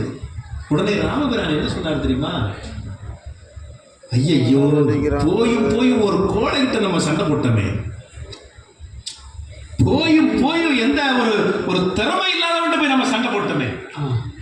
ஏன்னா வீரத்துக்கு அந்த அளவுக்கு முக்கியத்துவம் இருந்தது. சண்டை போட்டுட்டோமே அப்படின்னு சொல்லி வருத்தப்படக்கூடிய சூழல்ல நான் என்ன சொன்ன தெரியுமா ராமபிரான் இடத்துல? எங்க அண்ணனை பற்றி தப்பாக நினைக்க வேண்டாம். எங்க அண்ணன் எப்படிப்பட்ட போர் வீரன் தெரியுமா? அதாவது அத்தனை திசைகளில் இருந்தும் யானைகள் அவருடைய தந்தங்களை வைத்து அவருடைய மார்பிலை குத்தும். அப்படி அது மோதி அந்த தந்தங்கள் எல்லாம் பின்பகுதிக்கு வந்துடும். அந்த அளவுக்கு என்னுடைய சகோதரர் வலிமை உள்ளவன். அதனால புறமுதுகு காட்டி ஓட வேண்டும் கூடிய எண்ணம் எந்த சூழலிலும் என்னுடைய அண்ணனுக்கு வந்ததில்லை. நீதிபதி அவர்களே, நீங்க அந்த சோமபாலம் இன்னும் போகலையா? நீங்கள் அரக்க குலம் தானே, அதனால தானே நீங்க செய்யவில்லை? குலம் அரக்க குலம், ஆனா அந்த அரக்க குணம் இல்லை. அரக்க குலம் வித்தியாசம் இருக்கா? அரக்க குலம் தான், ஆனால் குணம் அரக்க குலம். நான் இல்ல, நீங்க இல்ல, நம்ம நீதிபதி இல்ல, மேடையில் இருக்கக்கூடிய பெருமக்கள் மட்டும் இல்ல, இந்த உலகத்துல 84 லட்சம் உயிரின வகைகள் இருக்கு. மொத்தம் 84 லட்சம் உயிரின வகைகள். இவை அத்தனையும் எம்பெருமாட்டி எம்பெருமானிடத்திலே சரணாகதி அடைவதுதான் ஆன்ம விடுதலை, ஆன்ம மோட்சம், ஆத்ம மோட்சம். இதுக்கு தான் நாம வந்தது. நீங்க இந்த அன்பை அவர் ஏற்றுக்கிட்டார்ல, அதுதான் பூரண சரணாகதி. இது ஏன் மூலமாகத்தான் நடந்திருக்கிறதுன்னு உதாரணத்துக்கு நான் நிறைய சொல்லணும்னு நினைச்சிருக்கேன். பாவம் சுகாபானத்திலே இருக்கிறார் ஐயா. இல்ல இது அவருடைய பழக்கம். அப்படி ஒரு மனுஷனுக்கு வழக்கமாகி போனதுன்னு வைங்களேன், வலுவழுத்து போயிடும். இப்போ முதல்ல பொடி போடுவான் பாருங்க, அந்த சராசரமே நடுங்கும். அதுக்கு ஒரு பார்த்தா அந்த பீரங்கி குண்டடிச்ச மாதிரி சும்மா டிகிரி கணக்கில் ஏற்றிக்கிட்டே இருப்பான். ஒரு சூறு சுடம் இருக்காது. சிகரெட்டு அது குடிக்கும். போன வாரம் கூட எங்க மேலோகத்துக்கு ஒரு தகவல் வந்தது. என்ன? ஒரு வாரமா ஒரே தகவல் வந்து கொண்டே இருக்கிறது. இங்கே நிறைய நடமாடுகள் நம்ம ஏரியாவில். அதுவா? ஆமா, அதுதான் வந்து கொண்டு இருக்கிறது. அது ஏரியா விட்டு இப்போ ஏரியா போயிருக்கு. இனி நீதிபதி அவர்களே, ஐயா, தவறு செய்வது மனிதனுடைய இயல்பு. மன்னிப்பது இறைவனுடைய கருணை. இப்பொழுது இறைநிலையில் இருக்கிறோமா? இறைநிலையத்தான் அடைய வேண்டும். அடைச்சா அதுக்காகத்தான் நம்முடைய பிறவியினுடைய நோக்கமே அதுதான். நீங்க சொன்னீங்கல்ல குற்றவாளிகள், அவங்க எல்லாம் விடுதலை ஆகி போயிடுவாங்க. நான் அதை சொல்ல வரல. அது காலங்காலமா பல பிறவிகள் உண்டு அதுக்கு. ஏன்னா பூலோகத்துல உள்ள நீதிபதி வேணா பெட்டி வாங்கலாம், மேலோகத்துல உள்ள பரமாத்மா ஒரு காலம் வாங்க மாட்டார். நாங்க இப்ப எல்லாம் பெட்டி வாங்குறது இல்ல, பெட்டிஷன் தான் வாங்குறோம். அப்படியா? ஏன்னா இது நீதி பாதி, இது நீதி பாதி. உங்களை சொல்லல, பாதி எல்லாம் கிடையாது, எல்லாமே நிதி தான். என்ன கேவலப்படுத்திக்கிட்டு இருக்கீங்க? நாங்கள் கடைபிடிக்கின்ற நீதி என்னன்னா, தப்பு செய்தா தண்டனை அனுபவிச்சே ஆகணும். தவறு செய்தவன் தன்னை உணர்ந்து நான் செய்தது தவறுதான் அப்படின்னு சொல்லி, இந்த உலகத்துல எதுவுமே நிரந்தரம் கிடையாது. தூக்கம் தற்காலிக மரணம், தூக்கம் தற்காலிக மரணம், மரணம் நிரந்தர தூக்கம். ஞாபகத்தில் வைத்துக் கொள்ளுங்கள். தூக்கம் தற்காலிக மரணம், மரணம் நிரந்தர தூக்கம். ஒருவரை பகல்ல தூங்குறா அப்படின்னா அவனுக்கு உடம்பு சரியில்லைன்னு அர்த்தம். ராத்திரி ஒருவனுக்கு தூக்கம் வரலன்னா மனசு சரியில்லைன்னு அர்த்தம். இந்த பூலோக வாழ்க்கையில நிறைய பிரச்சனைகள் இருக்கு. இதையெல்லாம் தாண்டி இங்கே ஒரு பெரிய புலவர் சொல்லியிருக்கிறாரே, பற்றற்ற கண்ணே பிறப்பு அறுக்கும் மற்றும் நிலையாமை காணப்படும் அப்படின்னு வள்ளுவ பெருந்தகை சொல்லியிருக்கிறாரு. நாம் எப்படி வாழ வேண்டுமாம் அப்படின்னா, புளி இருக்கு இல்லையா, புளி காயாக இருக்கும்போது அந்த புளியும் அந்த தோடும் பின்னி பிணைந்து இருக்கும், ஒட்டி இருக்கும். அதே புளி நல்லா காய்ந்து விட்டது அப்படி என்று சொன்னால் அந்த புளி தனியாகவும் தோடு தனியாகவும் மாறிவிடும். தாமரை இலை தண்ணீர் மாதிரி நாம் வாழ கற்றுக்கொள்ள வேண்டும். நம்ம மனோன்மணியும் சுந்தரமுள்ள சொன்னார், ஆ, புளியும் தோடும் போது புளியும் தோடும் ஒட்டுறதில்லை. அப்படி இருக்கணும் வாழ்க்கை. வாழ்க்கை என்பது ஒட்டாத வாழ்க்கையாக இருக்க வேண்டும். நம்மெல்லாம் ஏன் கஷ்டப்படுறோம்னா ஒட்டுறதுனால கஷ்டப்படுறோம். ஒட்டக்கூடாது. ஒட்டக்கூடாது. இப்போ தாமரை இலையிலே தண்ணீர் ஒட்டுகிறதா ஒட்டவில்லையா? ஒட்டல. அதனால தான் தாமரை இலை நீண்ட நாட்கள் வாழுகிறது. எந்த இலையில் தண்ணீர் ஏற்றுக்கொள்ளுகிறதோ அந்த இலை விரைவாக அழுகி போயிடும். கூட்டணி அமைந்தால் எல்லா ஆசனங்களும் சரியாகிவிடும். ஆக கூட்டமாக குழுமி இருக்கின்ற சகோதரிகளை ஒரு நல்ல தலைப்பினை கொடுத்து இந்த விழாவை மிகச்சிறப்பாக ஆக்கி கொண்டிருக்கின்ற தொடர்புடைய பெருமக்களுக்கு எங்களுடைய நன்றி. புராணங்களையும் இதிகாசங்களையும் மறந்து போய் கொண்டிருக்கிற ஒரு காலகட்டத்தில் இந்து மதத்தின் பெருமைகளை, இந்த தேசத்தின் சனாதனத்தின் ஆணி வேர்களை உலகத்திற்கு காட்டுகின்ற முகத்தான் ராமாயணம் மகாபாரதம் ஆகிய இதிகாசங்கள் மூலம் நம்முடைய இறை சக்தியின் வெளிப்பாடுகளை இது போன்ற கூட்டங்களில் கொண்டு கொடுப்பதற்கு கிடைத்த வாய்ப்பை மிகப்பெரிய வாய்ப்பாக நான் கருதுகிறேன். நீங்கள் செய்ய வேண்டியது வேறொன்றுமல்ல, கொஞ்சம் ஆர்வமாக கேட்டால் போதும். ஆர்வமாக கேட்பது என்பது கொஞ்சம் நீ பேசுவது எனக்கு புரிகிறது என்று பாராட்டுகிற பொழுதோ, இல்லை நல்ல கருத்துக்களை சொல்லுகிற பொழுதோ, இல்லை நகைச்சுவைகளை உதிர்க்கிற பொழுதோ கைகளை தட்டி கொஞ்சம் ஆரவாரம் செய்தால் போதும். இந்த ஒருவரை தவிர மற்றவர்கள் எல்லாரும் கைதட்டலாம், அவருக்கு மட்டும் விதிவிலக்கு.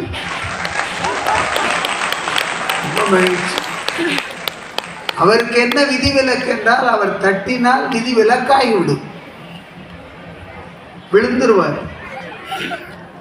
அதனால நீங்க பலமா இருக்கிறவங்க எல்லாம் பலமாக கைகளை தட்ட வேண்டும்.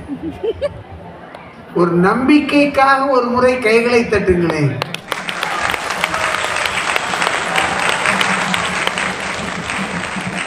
பரவாயில்ல, விழித்திருப்பவர்கள் நிறைய பேர். அதை சோதிக்கிறதுக்கு தான் நான் சொன்னேன். இந்த விழிப்புணர்வை சமூகத்திற்கு கொடுப்பதற்காக நம்முடைய மதத்தின் மாண்பு பெற்ற பேர் இதிகாசங்களில் ஒன்றான ராம காவியத்தின் பெருமைகளை இந்த மாமன்றத்தில் வைப்பதற்கு கிடைத்த வாய்ப்பு மிகப்பெரிய வாய்ப்பு. வாழ பெரிதும் வழிகாட்டுவது எது? வாழ பெரிதும் வழிகாட்டுபவர் எவர்? இந்த மண்ணில் நல்ல வண்ணம் வாழ்வதற்குரிய வழிகளை நமக்கு காட்டுபவர் யார் என்ற கேள்விக்கு இலக்குவனா, குகனா, பரதனா, இல்லை வீடனா? வாழ பெரிதும் வழிகாட்டியாக அமைவது ரெண்டு பேர் இங்கே வந்திருக்கிறார்கள். ஒருவர் இலக்குவன், ஒருவர் குகன்.